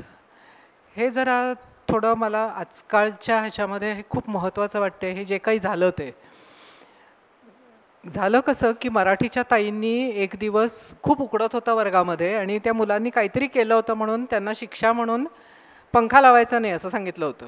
त्यामुळे ती मुलं म्हणली की बाई चला बाहेर झाडाखाली बसू, म्हणून सर्व मंडळी झाडाखाली गेली. आणि मग झाडाखाली अभ्यास करायच्या ऐवजी गोष्टीचं पुस्तक वाचून दाखवू म्हणून धारवाला सलीम हे गोष्टीचं पुस्तक वाचून दाखवलं. आणि ताईंनी निम्म्यापर्यंत गोष्ट नेली आणि सांगितलं की आता तुम्हाला काय वाटतंय, शेवट काय झालं असेल हे तुम्ही चर्चा करा, सांगा काय झालं असेल ते आणि लिहा. मग काही कुणाला प्रश्न आहेत का? 1-2 मुलांनी हात वर केले. त्यांना विचारलं काय प्रश्न आहेत. तर एका मुलांनी सांगितलं की बीवी म्हणजे काय. मग त्यांनी सांगितलं की बायकोला बीबी म्हणतात. रमजान ईद म्हणजे काय दुसरा प्रश्न. मग बाईंनी सांगितलं की एक सण असतो मुसलमानांचा आणि शिरकुर्मा करतात. पण त्यांच्या हे लक्षात आलं की आपल्याला काही नीट माहिती नाही आहे ह्यातली. आणि त्या वर्गामध्ये एकही मुस्लिम मूल नाही आहे आणि त्याच्यामुळे बाकीच्या मुलांना काहीच माहीत नव्हतं त्यातलं फारसं. तेव्हा मग आम्ही म्हटलं की मग तुम्ही त्या म्हटल्या की मी आता आपल्याकडे ज्या ताई आहेत बालवाडीला त्यांना मी बोलवणार आहे. म्हटलं त्याच्यापेक्षा तुम्ही एखाद्या पालकांना बोलवा. आणि म्हणून अदिबाच्या आई तिथे आमच्या शाळेच्या जवळच राहतात. त्या म्हटल्या की मी येते, तयार आहे मी मुलांच्याशी बोलायला. आणि मग जवळजवळ 1.5 तास यांच्या गप्पा रंगल्या होत्या. आणि याच्यामध्ये कुठली म्हणजे हे नव्हतं, भाषण देणं नव्हतं. मुलं प्रश्न विचारत होती, या उत्तर देत होत्या. आणि त्या इतक्या ग्रेट बाई मला वाटल्या. मुलं वाटेल ते प्रश्न विचारत होती. ती म्हणली की एका मुलाने विचारलं की तुमच्या अल्लाचा फोटो का नसतो. तेव्हा त्यांनी सांगितलं की अल्लाह को किसने देखा है. कुणीच पाहिलेलं नाही अल्लाला म्हणून फोटो नसतो. सिम्पल. मग तुम्ही नमाज पडताना असं का करता. आम्ही नमस्कार करतो. नमाज पडता ही प्रार्थनाच आहे. तुम्ही पण प्रार्थनाच करता. आपण दोन्ही अल्लाकडनं काहीतरी देवाकडनं काहीतरी मागतच असतो. आम्ही असं मागतो, तुम्ही असं मागता. मग नमाजवरनं काय काय काय काय सुरू झालं. मग आम्ही नमाज पडली तर चालते का. तर त्या म्हणल्या चालते, फक्त तुम्हाला शिकून घ्या आणि पढू शकता तुम्ही. आम्ही कुराण वाचलं तर चालतं का. हो चालतं की. मुसलमानांच्या मध्ये जाती किती असतात. इतके प्रश्न विचारले मुलांनी आणि त्यांनी अतिशय साधेपणाने मी आत्ता जसं सांगितलं तशी उत्तरं दिली. पालकनीतीच्या अंकामध्ये ह्याच्याबद्दल एक लेख लिहिलेला आहे. जूनच्या अंकामध्ये तुम्हाला तो पूर्ण लेखही वाचायला मिळेल. पण याच्यामध्ये सगळ्यात शेवट मला जे आमच्या ताईंनी सांगितलेलं नव्हतं, म्हणजे ते त्यांनी मुद्दामच मला सांगितलेलं नव्हतं का whether she had missed it I don't know. पण मी नंतर अस्माताईंना बोलवलं की मी म्हटलं मला जरा तुमच्याशी बोलायचं आहे, गप्पा मारायच्यात. मी रोज उठून शाळेत जात नाही त्याच्यामुळे हा झालेला कार्यक्रम मला माहीत नव्हता केव्हा झाला ते. त्यांचा तो होऊन गेला. अस्माताईंना वेळ होता त्यावेळेला त्या आल्या. 2 प्रश्न विचारले होते. एक प्रश्न होता की आमचं कसं जनगणमन असतं तसं तुमचं राष्ट्रगीत काय आहे. आणि दुसरा प्रश्न होता की जर काहीतरी तुमच्यात गुन्हा घडला तर तुम्ही कुणाकडे तक्रार करता. अस्माताईंनी उत्तर दिलं आपण भारत देशाचे नागरिक आहोत, त्याच्यामुळे जनगणमन हे राष्ट्रगीत भारत देशातल्या सगळ्या नागरिकांचं आहे. जसं तुमचं आहे तसंच माझंही आहे. आणि आपण भारताचे नागरिक आहोत आणि त्याच्यामुळे आमच्यात कुणाचा गुन्हा घडला तरी आम्ही पोलिसातच जातो, तुम्ही जाता तसे. असं त्यांनी त्याचा कसलाही बाऊ न करता अवडंबर न माजवता सहजपणे उत्तरं दिली. पण त्या हुशारबाईच्या लक्षात आलं की हे 2 प्रश्न वेगळे आहेत. त्याच्यामुळे जेव्हा मी त्यांच्याशी बोलायला लागले आणि त्यांना विचारलं की तुम्हाला 1-2 प्रश्न काही असे वेगळे वाटलेले किंवा असं काहीतरी तुम्ही मला सांगू शकाल का? त्यावेळेला त्यांनी मला हे 2 प्रश्न सांगितले. म्हणजे वरवर बघता सगळं ठीक चाललेलं आहे असं दिसत असताना आतमध्ये काय चाललेलं आहे की ज्याच्यासाठी आपण फार सतर्क असायला हवं आणि आपण सारखं बोलत राहायला हवं याच्याबद्दल. जेव्हा केव्हा वेळ मिळेल तेव्हा प्रार्थनेच्या वेळेला ठीक आहे, पर्यावरण ठीक आहे, उत्तम आहे, ग्लोबल वॉर्मिंग उत्तम आहे, परंतु याच्याकडे दुर्लक्ष होतं आणि हे बोलत राहायला पाहिजे. आणि नंतर त्या मुलांना सांगितलेलं होतं की तुम्ही अस्माताईंना पत्र लिहा, थँक्यू लेटर. तर तेव्हा एका मुलांनी लिहिलेलं होतं की आमच्या घरात एक सुद्धा मुसलमान नाही आहेत आणि त्याच्यामुळे आम्हाला मुस्लिम धर्माबद्दल काही सुद्धा माहिती नव्हती असं म्हणून त्यांनी अगदी ते अंडरलाईन करून लिहिलेलं होतं. पण त्या मुलांच्या हे लक्षात आलेलं आहे की विविधता आपल्या वर्गात नाही आहे आणि त्याच्यामुळे आपल्याला हे माहिती नाही आहे. आणि काही मुलांनी सांगितलेलं होतं नमाजबद्दल की ते अमुक अमुक करतात ना, मी पाहिलं आहे. म्हणजे पाहिलेलं असतं, विचारण्याची इच्छा असते, परंतु ते बाहेर येत नव्हतं. तर त्याच्यामुळे हे एक सुरुवात आहे असं मी म्हणेन. हा फोटो म्हणजे शाळेला अजून त्याच्यावर खूप काम करायला पाहिजे. मगाशी मी म्हणलं होतं तसं की रणजित कोकाटे म्हणून जे आर्टिस्ट आहेत त्यांच्याबरोबर मुलांचं काठी शिल्प बनवण्याचं काम चाललं आहे. ही त्यांनी शिल्प काही बनवली. त्यांनी एक प्राणी मुलांनी स्वतःच्या मनाचा एक प्राणी, मग त्याला शेपूट असेल नसेल किंवा तुम्ही 2-3 प्राणी मिक्स करून बनवू शकता असं त्यांनी स्वतःचं गटाचं आधी एक चित्र तयार केलं आणि मग त्या चित्रात आहे त्याप्रमाणे तुम्ही काठ्यांचा वापर करून कशी बांधणी कराल आणि कसा तो प्राणी बनवाल, मग त्याला सजवाल कसं, त्यांनी चिंध्या वगैरे वापरल्यात आणि मग त्या प्राण्याची एक त्या गटाने गोष्ट तयार करायची. अशा प्रकारचं ती सगळी ॲक्टिव्हिटी होती. 8वीची मुलं हे करतात. शाळेच्या मोठ्या आवारामध्ये बसून मातीकाम चालू आहे. मी तुम्हाला मगाशी म्हटलं होतं आमची 3 गोडाऊन्स होती. आमच्या समोर नगरपालिकेची ओपन स्पेस आहे. तिथे एक शेजारी स्टेट बँक कॉलनी आहे. त्या कॉलनीची ओपन स्पेस की जी खरं तर नगरपालिकेने अक्वायर करायची असते. आमच्या शाळेमध्ये आमच्या गावामध्ये गेली 30 वर्ष एकाच गटाची नगरपालिका आहे आणि त्यांच्यातल्या एका बाईंची कॉन्स्टिट्युअन्सी म्हणजे ती आमच्या शाळेचा भाग आणि ती स्टेट बँक कॉलनी. तिथे पूर्वी आमची मुलं खेळायची. म्हणजे 25-30 वर्ष तरी मुलं खेळलेली होती त्या ओपन स्पेसमध्ये. 25-30 वर्ष खेळलेली होती. आणि एकदम यांनी रातोरात एक दिवस मे महिन्याच्या मध्ये शाळा वगैरे बंद असताना रातोरात त्या जागेला कंपाऊंड घातलं. कायदा त्यांच्या बाजूनी आहे कारण तो कायदा 10 वेळा बदललेला आहे. एकदा या बाजूनी झाला आहे, एकदा त्या बाजूनी झाला आहे आणि त्या क्षणी तो कायदा त्यांच्या बाजूनी होता की ज्यांची ओपन स्पेस त्यांना ती डेव्हलप करायला परवानगी आहे म्हणून त्यांनी त्याला कंपाऊंड घातलं. मुलं उड्या मारून आत जाऊ नयेत म्हणून काटे लावले. त्यांची पण मुलं खेळायला तिथे जाऊ शकत नव्हती अशी त्यांनी अवस्था केली. त्यामुळे आम्हाला ग्राउंडच राहिलं नाही.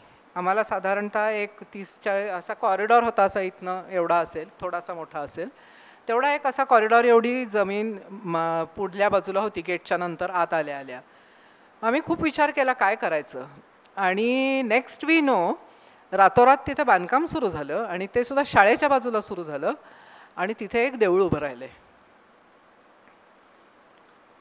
त्या ओपन स्पेसमध्ये. अजूनही त्या ओपन स्पेसचा जो उरलेला भाग आहे तो त्यांनी फेन्सिंग करून ठेवलेला आहे. तो इतका घाणेरडा झालेला असतो की तिथे कोणी खेळायला जाऊ शकत नाही. मग आता करायचं काय? ग्राउंड तर हवं. म्हणून मग शेवटी आम्ही सगळ्यांनी मिळून सगळ्या गव्हर्निंग काउन्सिलनी असा निर्णय घेतला की पहिल्या 1 नंबरचं गोडाऊन पाडायचं आणि तुम्हाला ही जी सगळी जागा दिसते आहे ते 2 नंबरच्या गोडाऊनपासून मागे शाळा सुरू झालेली आहे. 1 नंबरचं गोडाऊन आम्ही पाडलं. माझा एक मित्र मला नेहमी म्हणायचा की मोकळ्या मैदानावर शाळा बांधणारे मी अनेक पाहिलेले आहेत पण शाळा पाडून मैदान करणारे पहिली तूच.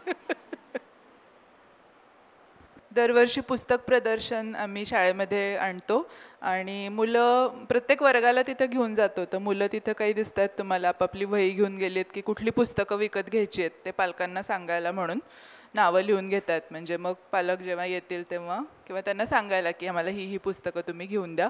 आणि मुलं काही शाळेसाठीच्या ग्रंथालयासाठी सुद्धा या प्रदर्शनातनं पुस्तकं निवडायला आमच्या ग्रंथालयाच्या ताईंना मदत करतात.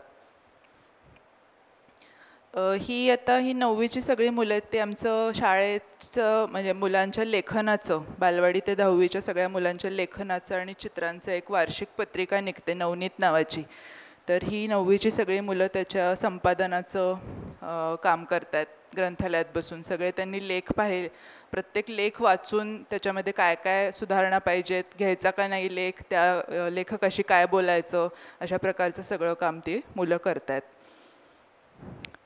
ग्राउंडवरती आमचे खेळाचे तास प्रत्येक वर्गाचा आठवड्यामध्ये असतातच, पण संध्याकाळी शाळा सुटल्यावर 1 तास मुलं व्हॉलीबॉल, खो खो असे खेळण्यासाठी थांबतात. स्काउट गाईडच्या आमच्या ताई बरीच वर्ष स्काउट गाईडचे वेगवेगळे उपक्रम घेत आहेत. त्याच्यामध्ये एक भाजी मंडई मांडलेली आहे. इकडे काहीतरी स्वयंपाक करायचं चाललं आहे. 10वीची मुलं संपूर्ण त्यांनी एक मील तयार करायचं गटाने मिळून. भाकरी पोळी भाजी काय जे त्यांचं होतं ते सगळं करून त्यांनी एकत्रित जेवायचं, असा तो सगळा उपक्रम चालला. उसळ सगळ्या वेगवेगळ्या गटांनी बनवलेलं मग त्यांनी एकत्र मिळून खाल. हे राज्य पुरस्कारासाठी दरवर्षी ताई घेऊन जातात मुलींना. तिथला फोटो आहे. योगासनाचे रेग्युलर सगळ्या वर्गांचे तास होतात. हे 26 जानेवारीला मुलांनी एक योग नृत्य सादर केलं होतं, त्याचा हा फोटो आहे. याच मुलांना योग साधनेच्या ताई ज्या येतात, योग साधनेची परीक्षा होते आमच्याकडं, त्यांना हे इतकं आवडलं की त्यांनी योग साधनेच्या पुण्यात कार्यक्रम झाला, त्यासाठी आमच्या शाळेतल्या मुलांच्या गटाला बोलवलं होतं त्यांच्या कार्यक्रमामध्ये ते करून दाखवण्यासाठी. आरोग्यभानचं डॉक्टर मोहन देस आणि टीमचं शिबिर आम्ही दरवर्षी घेतो. मला आनंद निकेतन नाशिकची एक गोष्ट खूप आवडलेली आहे. मी विनोदिनी त्यांशी बोलले होते की हे मोहन देस आरोग्यभानचं शिबिर खूप महाग असतं, 4 दिवसांचं असतं आणि त्याची फी खूप असते. तर ते दरवर्षी घ्यायचं म्हणजे शाळेला त्याचा मोठा फटका बसतो. तर त्यांनी त्यांच्या शिक्षकांची अशी टीम तयार केली आहे की ते दरवर्षी तुमचे शिक्षकच घेतात ना, ते वर्कशॉप घेतात. तर ते आमचं ध्येय आहे. अजूनही आमच्याकडे संकोच खूप आहे शिक्षकांचा या सगळ्या लैंगिकतेबद्दल मुलांशी बोलण्याचा, त्याच्यामुळे त्या दिशेने आमचं काम सुरू आहे. पालकांसाठी शिक्षकांसाठी कार्यशाळा सतत सुरू असतात. मागच्या वर्षी आम्ही शिरीषा साठेंना बोलवलं होतं, पालकत्वाबद्दल त्यांनी एक शिबिर घेतलं. मुक्ता चैतन्य स्क्रीन टाईम आणि एकूणच सोशल मीडिया लिटरसीबद्दल पालक आणि मुलांचं दोघांचं शिबिर घेतलं त्यांनी. मुलं 9वीची 10वीची त्यांच्या बरोबर बोलतानाचा फोटो आहे हा. परिसर भेटी सुरूच असतात. कुंभारवाड्याला भेट दिली. आमचे पालक आहेत, म्हणजे कुंभार आहेत ते पालकच आहेत, तर ती मुलं बघायला गेली आहेत. भीती प्रकल्पाअंतर्गत कब्रिस्तानला भेट दिली होती. स्मशानभूमीमध्ये आम्ही पूर्वी पण जाऊन आलो होतो. आम्ही कब्रिस्तानात पहिल्यांदाच गेलो आणि त्याच्यातसुद्धा मुलांशी बोलताना कळलं की त्यांना स्मशानभूमीची एवढी भीती वाटत नव्हती, पण कब्रिस्तानाची वाटत होती. कारण ते कधी त्याच्याबद्दल म्हणजे कधीही तिकडं न जाणं ह्याच्यामुळं की माहीत नाही. आणि पुन्हा सिनेमांमध्ये वगैरे बघून माहिती असतं की गाडलेले लोक असतात ते परत येतात ना भूत बनून. त्यामुळे मग इथेसुद्धा या वर्गातली जी मुस्लिम मुलं होती त्यांनी तिथं आम्हाला खूप समजावून सांगितलं की एकाच कुटुंबातली इथं पुरतात, मग पुन्हा कुटुंबातली तिथंच पुरत असतील तर मग आधीच्यांची हाडं येतात काही दिवसांनी वरती, मग ते तुम्ही काय करता, मग ती हाडं पण तिथेच परत टाकायची, असं काय काय. मग कुठल्या त्याच्यातसुद्धा जाती असतात, मग या जातीचा हा भाग आहे पुरण्याचा, असं त्या मुलांनी आम्हाला सगळ्यांना खूप समजावून सांगितलं. आणि मग मुलांनी नंतर लिहिलं की आम्हाला कब्रिस्तानाबद्दल आधी काहीच माहिती नव्हतं, स्मशानभूमीबद्दल माहिती होतं, पण आता म्हणजे इथं पण जाण्याची आता काही भीती वाटणार नाही, कारण ते खूप गैरसमज होते मनामध्ये, ते सगळे गेले. खाऊ आणि खाऊनंतरची स्वच्छता सगळ्यांनी मिळून करणं, भांडी धुणं आणि फोटो काढून घेणं. हे 2-3 व्हिडिओ आहेत. मी कशासाठी ठेवलेत की हे एक त्याच्यातनं एक ना शाळेचं वातावरण आणि आमच्याकडे प्राणी म्हणजे अविभाज्य भाग आहे शाळेचा. हा बिंगो आहे, दुसरी एक कुत्री कॉफी आहे, चिन्नप्पा नावाचा एक बोका आहे ते आसपास असतात मुलांच्या आणि ते मीटिंग्सना असतात. बिंगो मीटिंगला पुरुषांच्या बाजूला झोपलेला असतो, कॉफी बायकांच्या बाजूला झोपलेली असते. आम्ही त्यांना म्हणतो की तुम्ही म्हणजे मीटिंगच्या मध्ये असतातच, मध्ये तंगड्यावर करून प्रमुख असल्यासारखे मीटिंगचे. तर हे खूप मोकळं वातावरण आणि इतकं प्रेम मिळतं या दोघांना मुलांचं की मला असे 2-3 व्हिडिओ ते खूप आवर्जून टाकावे असं वाटले. ते मी व्हिडिओ इथे प्ले होत नाही आहेत, ते मी वेगळीकडून तुम्हाला प्ले करून दाखवते.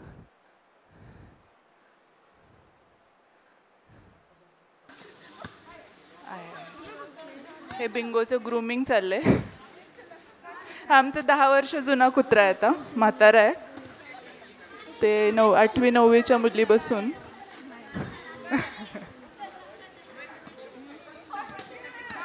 हो अतिशय जेंटल डॉग आहे.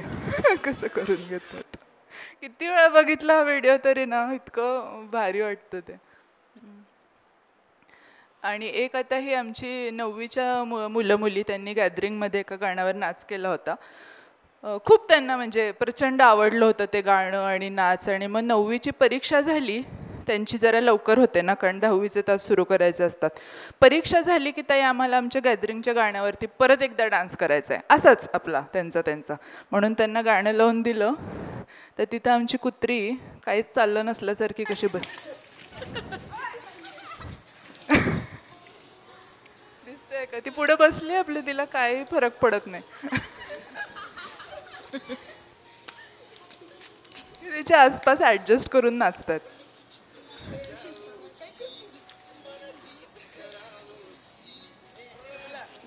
मुलग्या आणि मुलींनी एकत्रित नाच करावा ह्याच्यासाठी आमचा खूप प्रयत्न चाललेला असतो की शेवटपर्यंत करावा.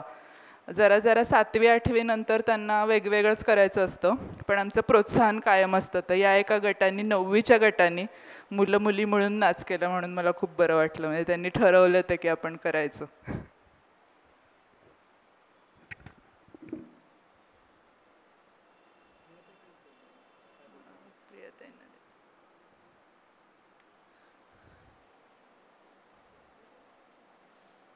आणि हा चिन्नप्पा आहे, 10वीच्या वर्गात जाऊन बसलाय. ते छोट्या मुलांनीच एका नाव ठेवलंय चिन्नप्पा, पहिलीच्या. चिन्नप्पा आहे का? हां ओके. म्हणजे मी खूप विस्कळीत घेतलं. मला म्हणजे अगदी आधीच्या 2 ह्याच्यामध्ये मांडणी होती की कशा कशा प्रकारचे उपक्रम, पण मला असं वाटलं की ते घेतो आपण सगळ्याच जणांची ते आहे, त्याच्यामुळे एक काही झलक फक्त द्यावी. ही एक स्लाईड मी शेवटी केली की आम्हाला सध्या काय वाटतं की आमच्या स्ट्रेंथ्स काय आहेत, आमचं सध्या काम कशावर सुरू आहे आणि आम्हाला चॅलेंजेस काय वाटतात एक शाळा म्हणून. तर ग्रंथालय, बालवाडी आणि वार्षिक प्रकल्प ह्याच्याबद्दल मंजुताईंना सांगते मी. बोल. बाकीचं घेऊ का आधी? ठीक आहे. ग्रॅनी क्लाउडबद्दल मी बोललेच. ती ग्रॅनी क्लाउड आम्हाला दरवर्षी मग त्या ग्रॅनी कोण कोण उपलब्ध आहेत ते बघून निदान 2 वर्गांना तरी ते चालू राहील असं आम्ही बघतो. आणि त्याचा मुलांना कॉन्फिडन्स वाढण्यामध्ये, त्यांचा इंग्लिश बोलण्याचा, ऐकण्याचा त्याच्यामध्ये फायदा झाला आहे असं डॉक्टर सुनीता कुलकर्णी ज्या त्याच्या कॉर्डिनेटर होत्या आधी, रिसर्च कॉर्डिनेटर, त्यांच्या रिसर्चमधून त्यांना अगदी स्पष्टपणे दिसलेलं आहे.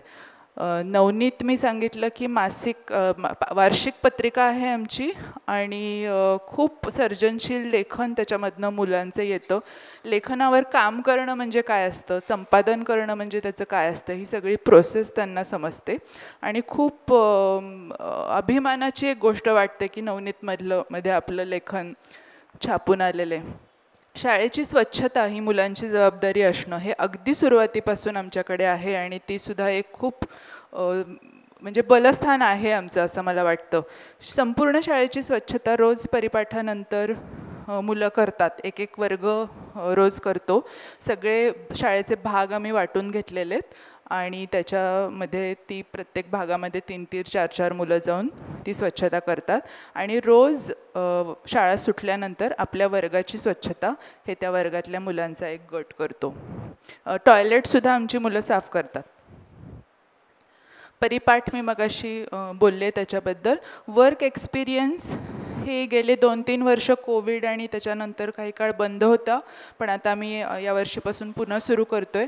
8वीचा वर्ग दरवर्षी गट केले जातात 8वीच्या वर्गाचे आणि 5 ते 6 दिवसांसाठी एका कुठल्या तरी जागी ती मुलं काम करायला जातात.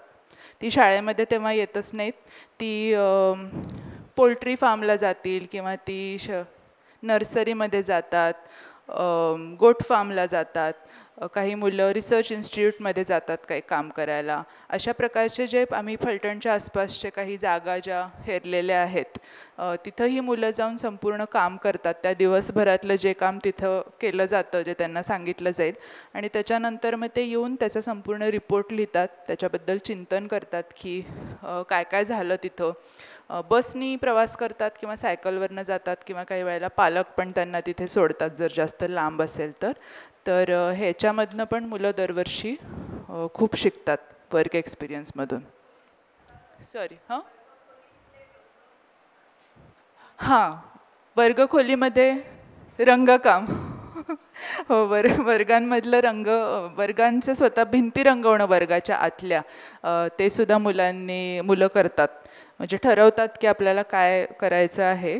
एक सध्या आत्ताच्या 9वीच्या वर्गामध्ये एक भिंत खूप सुंदर झालेली आहे, मी त्याचा फोटो नाही आणला, पण त्याच्यामध्ये काय केलं त्यांनी की 3 आकृत्या काढल्या. म्हणजे एक हरिण, एक मगर आणि एक झाड असं काढलं.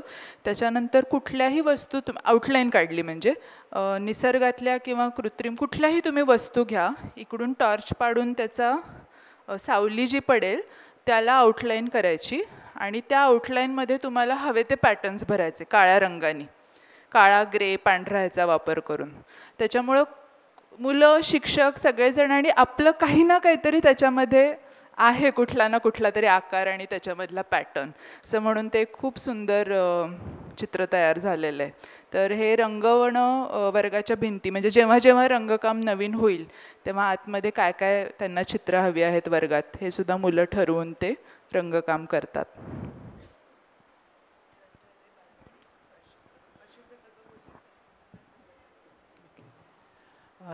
ग्रंथालय आणि बालवाडीच्या बद्दल सांगते. आमची ग्रंथालयाची सुरुवात होती ती सुद्धा अशी हळूहळूच झाली. असं आमच्याकडे अगदी मस्त ग्रंथालय डे 1 पासून वगैरे नव्हतं. सुरुवातीला मावशींनी अमेरिकेतनं आणलेली बरीचशी इंग्रजी पुस्तकं असायची, पण ती सुद्धा शिक्षकांच्यासाठीची होती. लहान मुलांची गोष्टीची खूप पुस्तकं नव्हती आणि फंड्सही नव्हते. त्याच्यामुळे मग आम्ही काय सुरुवात केली की मी गाडी घेऊन पुण्याला यायचे, आप्पा बळवंत चौकात जायचे आणि कोणी हे असतील प्रकाशक, दुकानदार अशा सगळ्यांच्याकडे जायचे, बोलायचे त्यांच्याशी आणि तुम्ही मला 4 दिवसासाठी पुस्तकं द्या आणि मी ती विक्री करून तुमच्याकडे त्याचे पैसे जमा करते. आणि खूप लोकांनी मला ही पुस्तकं दिली. मग मी गाडी भरून पुस्तकं फलटणला घेऊन जायचे, तिथं त्याचं प्रदर्शन लावायचे, फलटणात सगळ्या लोकांना सांगायचे की तुम्ही विकत घ्या आणि त्याच्या कमिशनमध्ये मग आम्ही पुस्तकं विकत घ्यायचो. असं मी जवळजवळ 4 ते 5 वर्ष आमच्या सगळ्या शिक्षकांच्या मदतीने या गोष्टी मी केल्या आणि त्याच्यानंतर मग हळूहळू आमच्याकडे पैसे यायला लागले आणि मग ग्रंथालय उभं राहायला लागलं. त्याच्यानंतर टाटा ट्रस्टच्या पराग इनिशिएटिव्हनी एक LEC किंवा लायब्ररी एज्युकेटर्स कोर्स नावाचा कोर्स काढला आणि त्या कोर्सच्या निर्मितीमध्ये माझा थोडाफार सहभाग होता आणि त्याच्यामुळे हे काहीतरी खूप छान चाललं आहे एवढं माझ्या लक्षात आलं होतं. आणि मग आमच्या 2 लायब्ररियन्सना मी पहिल्या वर्षी तो कोर्स करायला पाठवलं. कोर्स खूप जड गेला त्यांना कारण हिंदीमध्ये होता, पण त्यावेळेला मीनाताई म्हणजे निलेश निमकरांची बायको ती तिथे होती, जीव आमच्या शाळेत असल्यामुळे. आणखीन मीना, विद्याताई, प्रदीप सर असे 3 जण आणि त्यांच्या जोडीला मी, असे आम्ही 4 जण बसून एक एक लेख वाचायचो आणि त्याच्यावरती अभ्यास करायचो. ते झाल्यानंतर मग पुढच्या वर्षी आणि कुणाला जायचं आहे का, तर आणखीन 2 जणी तयार झाल्या, त्यानंतर आणखी 2 जणी तयार झाल्या. असं करत आमच्याकडे 6 जणांनी हा कोर्स केला आणि मग आम्ही विचार करायला लागलो की लायब्ररीमध्ये खूप करण्यासारखं काहीतरी आहे. मगाशी मी तुम्हाला सांगितलं तसं की एका गोष्टीच्या पुस्तकावरून आम्ही कुठपर्यंत गेलो आणि ते फक्त गोष्टीच्या पुस्तकांमध्ये शक्य आहे, पाठ्यपुस्तकांमध्ये नाही, हे आमच्या लक्षात आलं. आणि तेव्हा मग आम्ही लायब्ररीमध्ये जास्त काम सुरू केलं. मॅक्सिन मावशींची जी एक पद्धत आहे, प्रगत वाचन पद्धती म्हणून त्यांनी जी एक तयार केलेली आहे की ज्याच्यामध्ये वाचन कसं शिकवावं याच्याबद्दल विवेचन आहे. त्याच्यात त्यांचं 4 गोष्टींच्याकडे लक्ष आहे. एक म्हणजे की पद्धतशीररित्या अक्षर ओळख करून द्यायची. दुसरं म्हणजे की मुलांचे अनुभव शाळेमध्ये आणायचे. तिसरं म्हणजे काय पुस्तकं, वेगळी आजूबाजूची इतर पुस्तकं आहेत त्यांचं वाचन. आणि चौथं म्हणजे की मुलांच्या भाषेला, घरच्या भाषेला महत्त्व. अशा 4 गोष्टी त्या संबंध प्रगत वाचन पद्धतीचे भाग होते. त्यामुळे तिथे सुद्धा गोष्टीची पुस्तकं मुलांनी वाचावीत ही अपेक्षाच होती. एकेकाळी गोष्टीची पुस्तकं मराठीत फारशी नव्हती, पण ती आता उपलब्ध व्हायला लागली होती. आणि त्याच्यामुळे मग आम्ही जिथे कुठे आमचा याचा एज्युकेशनल आउटरीचचा कार्यक्रम चालू असेल तिथे तिथे फलटण तालुक्यामध्ये वगैरे, फलटण तालुक्यात 150 शाळांच्याबरोबर आम्ही काम केलेलं होतं 2015 पासून 19 पर्यंत 4 वर्ष. आणि त्यावेळेला आम्ही 150 गावांच्या मध्ये लायब्ररीज उभ्या केल्या होत्या आणि तिथे 150 व्हॉलंटियर्सना ट्रेनिंग दिलेलं होतं. आणि खूप त्यांचं उत्कृष्ट काम झालेलं होतं. आणि त्याच्यानंतर आम्ही जो एक कन्सल्टेशन घेतलेलं होतं पुण्यामध्ये अर्ली लिटरसीवरती, त्याला जर तुमच्यापैकी कोणी आलेलं असेल तर तिथे एका 10वी शिकलेल्या व्हॉलंटियरनी आपल्या सगळ्या लायब्ररीच्या कामाचं अतिशय उत्कृष्ट प्रभावी असं प्रेझेंटेशन पण केलेलं होतं. पण ते सगळं पाहिल्यानंतर मग आम्हाला वाटायला लागलं की हे खूप आणखी लोकांपर्यंत जायला पाहिजे. आणि म्हणून आम्ही पुस्तक मैत्री अभ्यासक्रम या नावाने अनेक लोकांच्या मदतीने एकत्र येऊन काही LECमधनं आम्ही बॉरो केले काही लेख, काही स्वतःचे बघितले, पालकनीतीच्या जुन्या अंकांमध्ये आम्हाला खूप लेख सापडले, ते सगळं एकत्र करून एक कोर्स तयार केलेला आहे, अभ्यासक्रम तयार केलेला आहे. त्याचं पायलट झालेलं आहे. आणि यावर्षी पुन्हा मग नोव्हेंबरपासून त्याचा आणखी पुढलं एक सत्र किंवा पुढला एक कोर्स आम्ही देणार आहोत. त्याच्यामुळे पुन्हा म्हणजे आम्ही आणि इथे थांबलेलो अशातली गोष्ट नाही, आम्हाला रोज नवीन गोष्टी मिळत आहेत. यावर्षी आम्ही एक प्रकार सुरू केला, तो म्हणजे की पुन्हा परागकडनं आम्हाला एक कॅलेंडर आलं. आणि त्या कॅलेंडरवरती दर महिन्याला एका वेगवेगळ्या चित्रकाराचं चित्र आहे. अप्रतिम कॅलेंडर आहे. हां, इलस्ट्रेटर ह्याची चित्र काढणारे, पुस्तकांची इलस्ट्रेशन्स करणाऱ्या एकेका चित्रकाराचं चित्र आहे. आणि मग ते आम्ही मांडायला लागलो आणि मुलांना सांगितलं की ह्यांची चित्र तुम्हाला कुठल्या कुठल्या पुस्तकात सापडली आहेत बघा. मग मुलं पुस्तकं आणून ठेवायला लागली तिथे. मग ह्यांच्या चित्रात तुम्हाला वेगळं काय वाटतं किंवा काय आहे, ह्यांचं चित्र कसं ओळखाल तुम्ही. मग मुलं सांगायला लागली की ह्यांचं ना अगदी आपलं तंतोतंत माणसासारखं असतं किंवा हे ना चित्र हल्ल्यासारखं वाटतं, म्हणजे नाचणारा मुलगा हा नाचतोय असंच वाटतं. असं करून मुलं आपापल्या परीने त्या चित्रांच्याबद्दल बोलायला लागली. आणि असं करत आत्ताशी 3च महिने झाले, जानेवारी, फेब्रुवारी, मार्च आणि मग नंतर एप्रिल, मे लागला. पण हे पुन्हा आता जूनपासून सुरू होईल. तेव्हा हे एक नवीन गोष्ट इलस्ट्रेशन्सकडे बघण्याची. आणि मग त्यातनं आमच्या रणजितदादा आणि शलाकाताई ह्यांनी आम्हाला आणखीन काही गोष्टी सुचवल्या. त्याच्यामुळे आमचा प्रवास अजून चालूच आहे ग्रंथालयाचा, तो काही थांबलेला नाही आहे आणि तो मला वाटतं सतत चालूच राहणार आहे. मग बालवाडीबद्दलही मला सांगायला आवडेल की सगळ्या गोष्टीच आहेत खरं, आणि मी गोष्टी सांगत बसली आहे, खूप वेळ घालवते. पण ही एक शेवटची गोष्ट. मॅक्सिन मावशींना पद्मजा राणी बंग अवॉर्ड मिळाला होता. किती ग साली सुषमा? 2001-2 असा काहीतरी. हां, 2001ला मिळाला होता. आणि त्याच्यासाठी आम्ही वर्ध्याला गेलो होतो. वर्ध्याला कार्यक्रमानंतर एक बाई आली आमच्याकडे आणि त्यांनी स्वतःची ओळख करून दिली, मी निलिमा गोखले असं म्हणून. आणि मला तुम्हाला भेटायचं आहे म्हणून मावशींना त्या भेटल्या. म्हणल्या मी तुमच्या शाळेमध्ये माझ्या PhDच्या अभ्यासाची तयारी करू का, म्हणजे तुमची शाळा एक घेऊ का. मावशी म्हणल्या या. मग त्यांनी तो संबंध अभ्यास तिथे सुद्धा केला आमच्या शाळेमध्ये. पुढे त्यांना PhD मिळाली. आणि मग त्यांनी विचारलं की मी तुम्हाला काय देऊ. मग मावशींनी कैकईचं संकट घातलं त्यांना. त्या म्हणाल्या तुम्ही माझ्या शाळेमध्ये माझ्या बालवाडीबरोबर काम करायला या. आणि त्यानुसार मग 2009 पासून 12 पर्यंत त्या एकेका वर्षी, पहिल्या वर्षी 65 दिवस आणि मग दुसऱ्या तिसऱ्या वर्षी काहीतरी 45 दिवस 35 दिवस अशा त्या आल्या.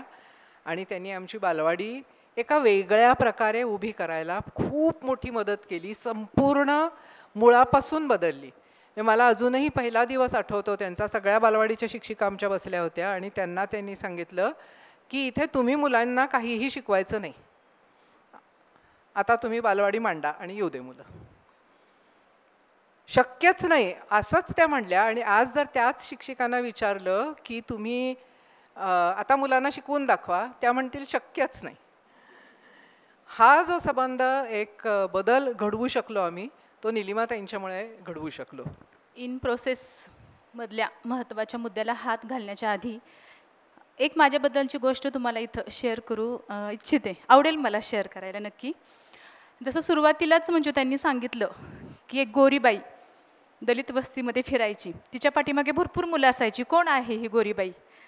मुलंच नव्हती तर त्या मुलांचे आई बाबा ते देखील कोण आले नवीन वस्तीमध्ये बघायसाठी फिरायचे.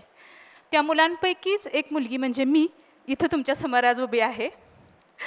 आणि दुसरी गोष्ट म्हणजे हा पण मुद्दा म्हणजे त्यांनी मांडला होता की सुरुवातीला मुलं येत नव्हती, घाबरायची. तो अनुभव माझा पण आहे. कारण ही शाळा म्हटलं बाहेरनं बघितली की वेगळीच, आकार वेगळा, रंग वेगळा, शिक्षक एकदम फ्रीली, मुलं पळायची इकडून तिकडून, शिक्षक मुलांशी बोलतायत. हे त्यावेळेस मला जरा, मी पहिलीत पण नाही, बालवाडीत वगैरे असायची. कारण आमच्या तिथे जे शाळा सुरू केली पहिल्यांदा आपल्या प्रगत शिक्षण संस्थेने, त्याला आम्ही केंद्र म्हणायचो. आणि केंद्रामध्ये बालवाडीमध्ये मला तिथं पालकांनी घातलं होतं.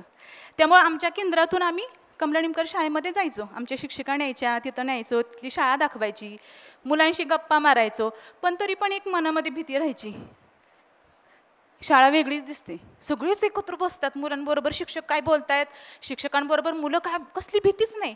त्यामुळे एक वेगळी शाळा होती. आणि माझं नशीब म्हणावं का काय कोणास ठाऊक, माऊली आणि तिचं बाळ जसं एकत्र येतं तसं शिक्षणानंतर मी ज्यावेळेस D.Ed पूर्ण झाल्यानंतर पुन्हा मला ही शाळा मिळाली. पहिलीनंतरचं शिक्षण माझं बाहेर झालं, कारण पालकांची मानसिकता असावी की ही शाळा वेगळी आहे.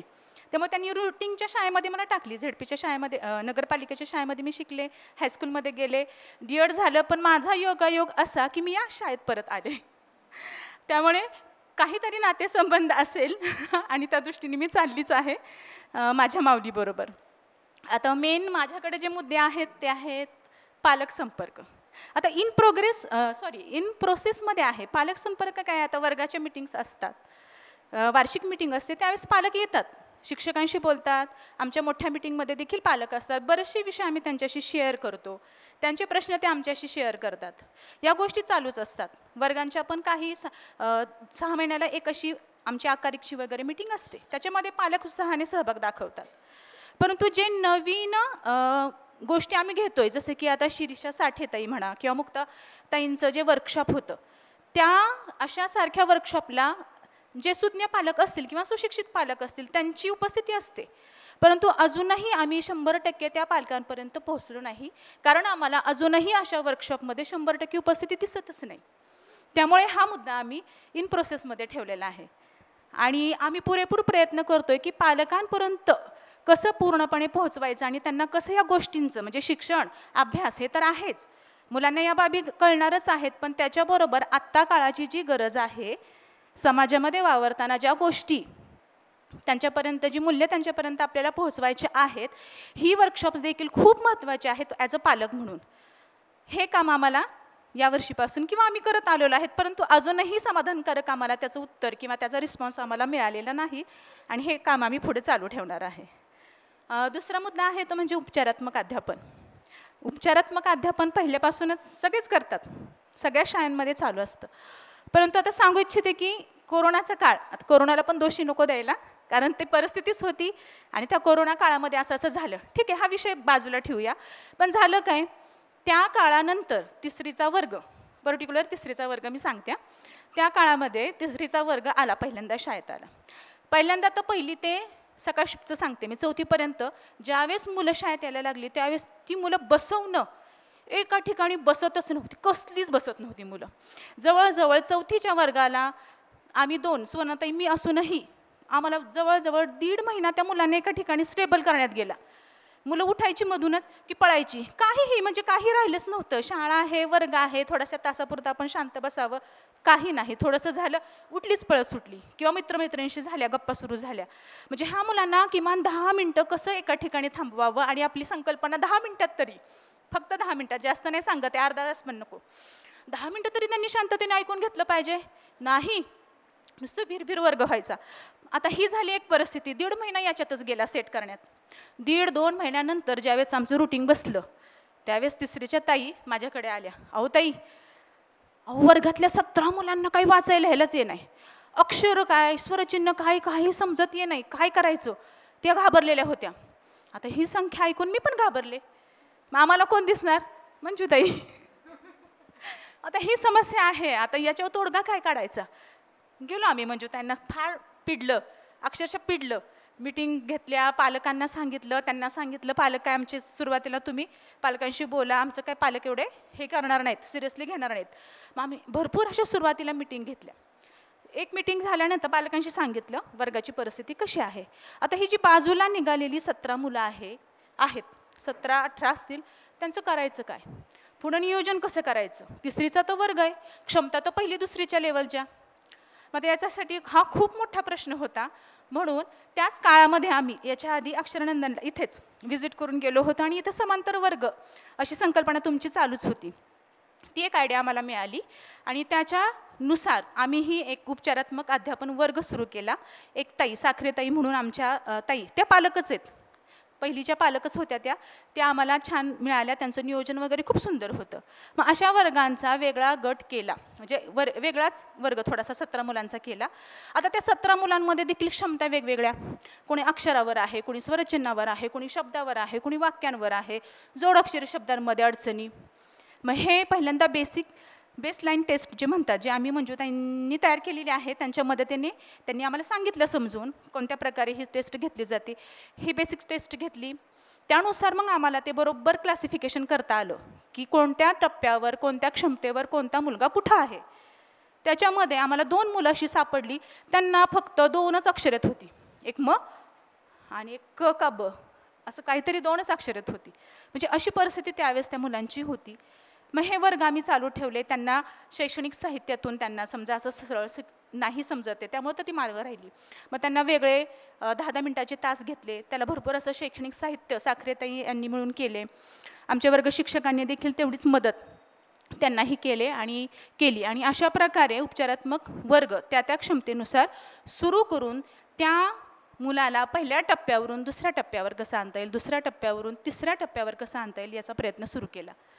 मग हे चालू असताना महत्त्वाची जोड म्हणजे आमचं ग्रंथालय आमचा जीव की प्राण. कारण प्रत्येक मिटिंगला आम्ही पालकांना समजून सांगायचो, ताईच पालकांना समजून सांगायच्या की ग्रंथालयातून किमान एक पुस्तक रोज गेलंच पाहिजे. सुरुवातीला तुम्ही बसून मुलांना वाचून दाखवा, हळूहळू ज्यावेळेस त्याला वाचायला येईल हळू ते वाचून दाखवेल तुम्हाला. कंपल्शनच केलं होतं. आमच्याकडे ज्यावेळेस पुस्तक प्रदर्शन लागलं होतं त्यावेळेस सांगितलं होतं काय घ्यायचं नाही, कपडे घ्यायचे नाहीत, काही घ्यायचं नाही, घ्यायची तेवढी पुस्तकं घ्यायची. आणि झालंही. एका मुलाने 20 पुस्तकं पालकांनी विकत पण घेतली. आणि अशीही सापडली की एका पालकांनी काहीच घेतलं नाही किंवा 1-2 पुस्तकं अशीही घेतली. अशा पालकांना समजून सांगण्यात आलं की ग्रंथालयातली पुस्तकांचं वाचन का करून दाखवायचं. आपण जर त्यांच्याशी वाचनामध्ये सहभाग दाखवला तर मुलं वाचत ते ऐकत शिकत जातील. त्यांना वाचनाचे जे काही बारीक बारीक कौशल्य आहेत ते आपसूक येत जातील. मग हे गोष्टी ज्यावेळेस पालकांना पटवून सांगायला आम्ही गेलो त्यावेळेस पालकांचा सहभाग आम्हाला दिसला, नियोजन त्यांचं दिसलं. दिवाळीच्या ह्याच्यामध्ये देखील आम्ही अभ्यास म्हणून विशिष्ट अभ्यास असा त्यांना दिला की हे तुमचं पूर्ण झालेच पाहिजे. विशेष तो अभ्यास पालकांनाच होता मुलांपेक्षाही जास्त. आणि प्रामाणिकपणे बऱ्याचशा पालकांनी आम्हाला तो अभ्यास पण पूर्ण करून दाखवला. तर या क्षणी अशी परिस्थिती आहे की त्या गटातील एक 4 ते 4 मुलं असे आहेत की ज्यांना शब्द लेवलवर होते ते आता छानपैकी छोटी गोष्टीची पुस्तके वाचू लागलेली आहेत. म्हणजे ते टप्पा पूर्ण करून बाहेर आलेले आहेत. पण अजूनही आम्हाला प्रश्न असा भेडसावतो की ते 14 मुलांचं अजूनही काय. आता ज्यावेळेस 15 तारखेला ती 14 मुलं येतील आणि आणखीन काही वर्गातली 2-3 निघतील, त्याच्यावर आता इथून पुढे आमचा उपचार चालू असेल. ठीक आहे, धन्यवाद. मला वाटते वेळ आमची संपलेली ऑलरेडी, त्यामुळे मी अगदी थोडक्यात शेवटचे काही मुद्दे सांगते आणि मग प्रश्नांसाठी वेळ आहे का ते आपल्याला बघावं लागेल. लैंगिकता शिक्षण मी जसं बोललं तसे की शिक्षकांना आमच्या जास्तीत जास्त तयार करणं, म्हणजे ह्याच्यासाठी फक्त वर्षातनं एक शिबिर न होता ती एक प्रोसेस सुरू राहावीत ह्याच्यासाठी आमचं काम सुरू आहे. संगीत अभ्यासक्रम असं आत्ता एक डोक्यात आहे. पुण्यामध्येच आपला कुलदीप बर्वे म्हणून आहे, त्याच्याबरोबर काही बोलणं सुरू केलेलं आहे. तुमच्या सगळ्यांच्या शाळांमध्ये पण संगीताचं जे जे काय चालतं ते जाणून घ्यायला आवडेल आणि तुमच्या सगळ्यांची मदतही ते अभ्यासक्रम बनवण्यामध्ये होऊ शकेल असं वाटतं. इंग्रजी शिक्षणाचं एक मुळापासून फॉनिक्सच्या दृष्टीने एक मानसी महाजनबरोबर काम सुरू आहे आमचं सध्या, त्याच्यातून सुद्धा काहीतरी सशक्त हाताला लागेल असं वाटते. बालसंसद गेली अनेक वर्ष शाळेमध्ये आहे, पण त्याच्यात ते सुद्धा आपण निवडणुका होतात, मंत्री निवडून येतात, त्यांचे काही गट असतात, पण नक्की त्यांचा काय रोल असणार आहे ह्याच्यात सुद्धा मुळापासून एक विचार करून काही बदल करण्याचं काम सध्या सुरू आहे. चॅलेंजेस आम्हाला काय वाटतात ते तिकडं लिहिले, म्हणजे ज्याची नाही आहेत अजून उत्तरं गवसलेली. शिस्त शिक्षा सगळेजणच आपण बोलतोय. पालक नीतीच्या कार्यक्रमामुळे विशेष त्याच्यावरचा पुन्हा विचार सुरू झाला की नक्की कोणत्या प्रश्नांना शिस्त लावायची का, कशा प्रकारची लावायची, शिक्षा करायच्या का, कोणत्या प्रकारच्या. कॉपीचा आम्हाला सगळ्यांना एक खूप त्रासदायक गोष्ट वाटते शाळेमध्ये. परीक्षा ही गोष्टच अशी आहे की ती आपण घेतो, घ्यावी लागते आणि त्याच्यामध्ये एकमेकांना मदत करणं, चिठ्ठ्यासुद्धा आणणं, विचारणं, अशा गोष्टी मुलं खूप करतात. तर ह्याचं काय करायचं असा एक नेहमी प्रश्न पडतो. गटबाजी बऱ्याच वेळेला दिसते. सारख्या एका जातीच्या एका आर्थिक गटातल्या मुलांनी एकत्र येणं, त्याच्यावरती बरंच शिक्षकांचं काम होणं अजून गरजेचं आहे असं वाटतं की मुलांचे मिक्स ग्रुप कसे करावेत आणि त्यांना हे एकत्र राहण्याची जे बल आहे ते कसं समजावून द्यायचं. CC आणि विद्यार्थी नोंदी ह्याच्यामध्ये आमच्या शिक्षकांना अजून बरेच पुढं जाण्याची गरज आहे असं वाटतं की नक्की कोणत्या पद्धती, कुठल्या प्रकारचं मूल्यमापन टूल्सचं डिझाईन करावं त्या मुलांचं पूर्ण सर्वंकष मूल्यमापनासाठी. खूप गोष्टी बऱ्याच वेळेला वरवरच्या होतात असं वाटतं. माझे विद्यार्थी संपर्क आणि त्यांचा साधन व्यक्ती म्हणून उपयोग ह्याच्यामध्ये आम्ही अजून बरंच मागं आहोत. नव्या युगाचं शिक्षण काय असणार आहे आणि आपण अजूनही खूप पठडीतलंच शिक्षण देतोय का. माहिती आपण आपल्या हातात मोबाईलमध्ये आहे असं म्हणतोय, तरीसुद्धा आपलं शिक्षण अजूनही खूप माहितीवरच आधारित आहे आणि आपल्यासारख्या शाळांमध्ये जिथं स्वातंत्र्य आहे वेगवेगळ्या गोष्टी वापरून बघायचं, तिथंसुद्धा अजून आपण तो विचारच नाही केलेला असं वाटतं की नव्या युगाचं शिक्षण काय असणार आहे. आणि एक संस्था आणि शाळा म्हणून सोशल मीडिया प्रेझेन्सबद्दल मला लाज वाटते. आमची वेबसाईट आहे, आमचं यूट्यूब चॅनल आहे, पण मी बघते काही इतक्या चांगल्या गोष्टी घडत असतात आणि काहींना ती हातोटी असते की पटकन त्याची एक छोटीशी नोट बनवायची, 2-3 फोटो करायचे आणि ते शेअर करायचे.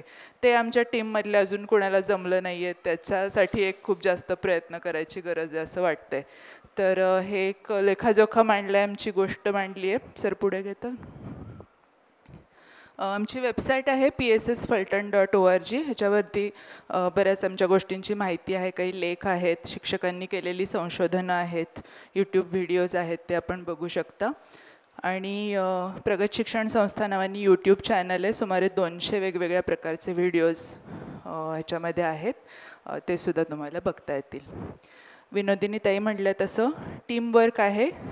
ही सगळी आमची टीम, हा मागच्या वर्षी फोटो काढलेला आहे. थँक्यू. किती नाही, पण म्हणजे घातलंच तर मुलगा एक आणि मुलगी एक असे असतील तर मुलगा इंग्लिश मीडियममध्ये आणि मुलगी मराठी मीडियममध्ये जाण्याची शक्यता जास्त असते. तरीसुद्धा मुली येत नाही आहेत.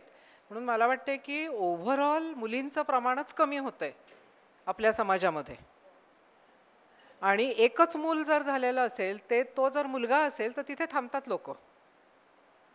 आणि त्याच्यामुळे पुष्कळ असे आहेत की नुसतेच मुलगे आहेत, त्यांना बहिणी नाही आहेत, असं खूप आढळतं आहे. त्याच्यामुळे एकूण जे मुलींचं प्रमाण कमी होतं आहे महाराष्ट्रामध्ये, ते कारण असलं पाहिजे असं मला वाटतंय. कारण 30 वर्षांचा मोठा हे बघितल्यानंतर हे मला जाणवतं आहे गेल्या 10 वर्षामध्ये.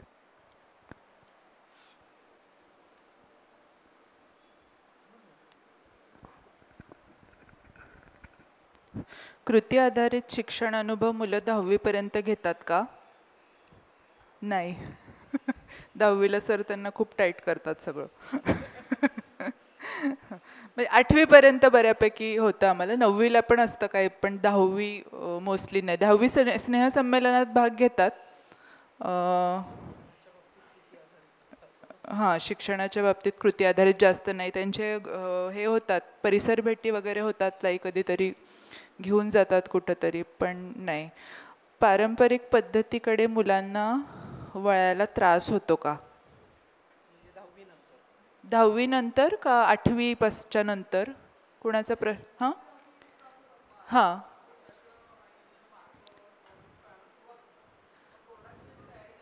हां वळायला त्रास होतो का? म्हणजे 10वीत गेल्यानंतर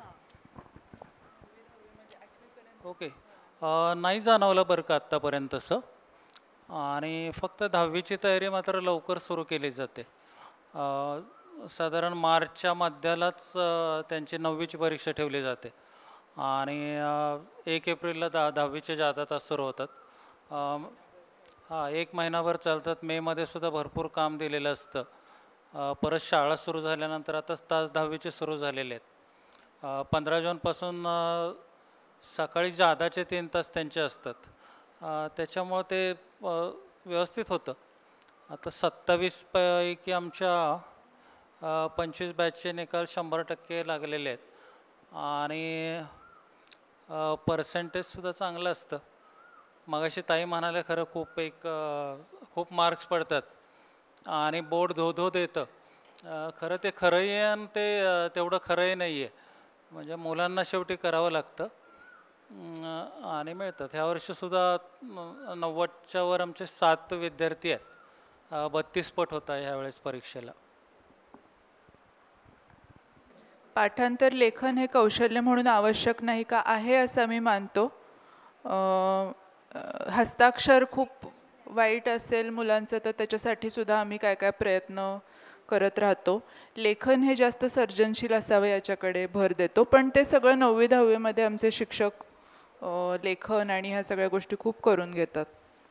या शाळेतून बाहेर पडलेली मुलं वेगळी घडली आहेत किंवा त्यांच्यातल्या विविध कौशल्यांना शाळेने वाव दिला आहे याची प्रचिती कशी येते किंवा आली आहे का?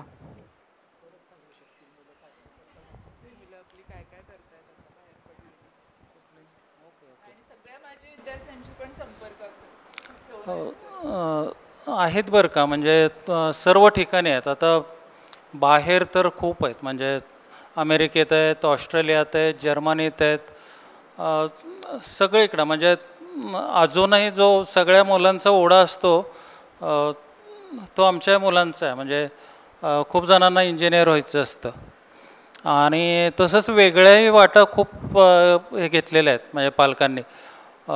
म्हणजे 96% मार्क्स मिळालेली मुलंसुद्धा सायन्स साईडला न जाता कॉमर्स साईडला गेलेली आहेत. आर्किटेक्टमध्ये कोणी खूप चांगलं नाव कमावलेलं आहे. त्याच्यामुळं ते दोन्ही तिथं दिसतं.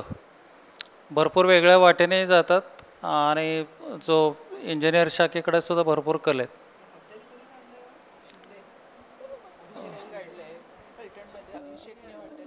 हां, अभिषेक शिंदे आणि अजून स्वामी म्हणून एक आहे. हां, ह्यांनी हॉटेलसुद्धा काढलेलं आहे. काही मुलांनी हॉटेल मॅनेजमेंट केलेलं आहे. पाचगणीसारखे मॅप्रो गार्डनचं ते तिथं प्रमुख झालेलं होतं असंही आहे. हॉटेल मॅनेजमेंट करून फॉरेनला गेलेली मुलंसुद्धा आहेत. त्यामुळे वेगवेगळ्या बाजूला गेलेली आहेत. आत्ता ताईंचा एक प्रश्न एक तोंडी आला खाजगी क्लासेसच्या संदर्भात. म्हणजे फार पूर्वीपासून खाजगी क्लासेसला आमचा विरोध होता, अजूनही आहे, की शाळेत जर एवढं होत असेल तर नाही जायला पाहिजे. परंतु अजूनही काही पालक गुपचूपपणे जातात. म्हणजे शाळेमध्ये 9:30 ते 5:30, 9:30 ते 11:15 जादाचे तास आहेत. 12:30 नंतर रेग्युलर शाळा 5:30पर्यंत. एवढं होऊनसुद्धा असूनसुद्धा ते सकाळी किंवा संध्याकाळी गुपचूप पाठवतात. जे आम्हाला कळतं बाहेरून असं की जातात म्हणून. ॲक्च्युली त्याचा किती उपयोग होतो माहिती नाही आहे, पण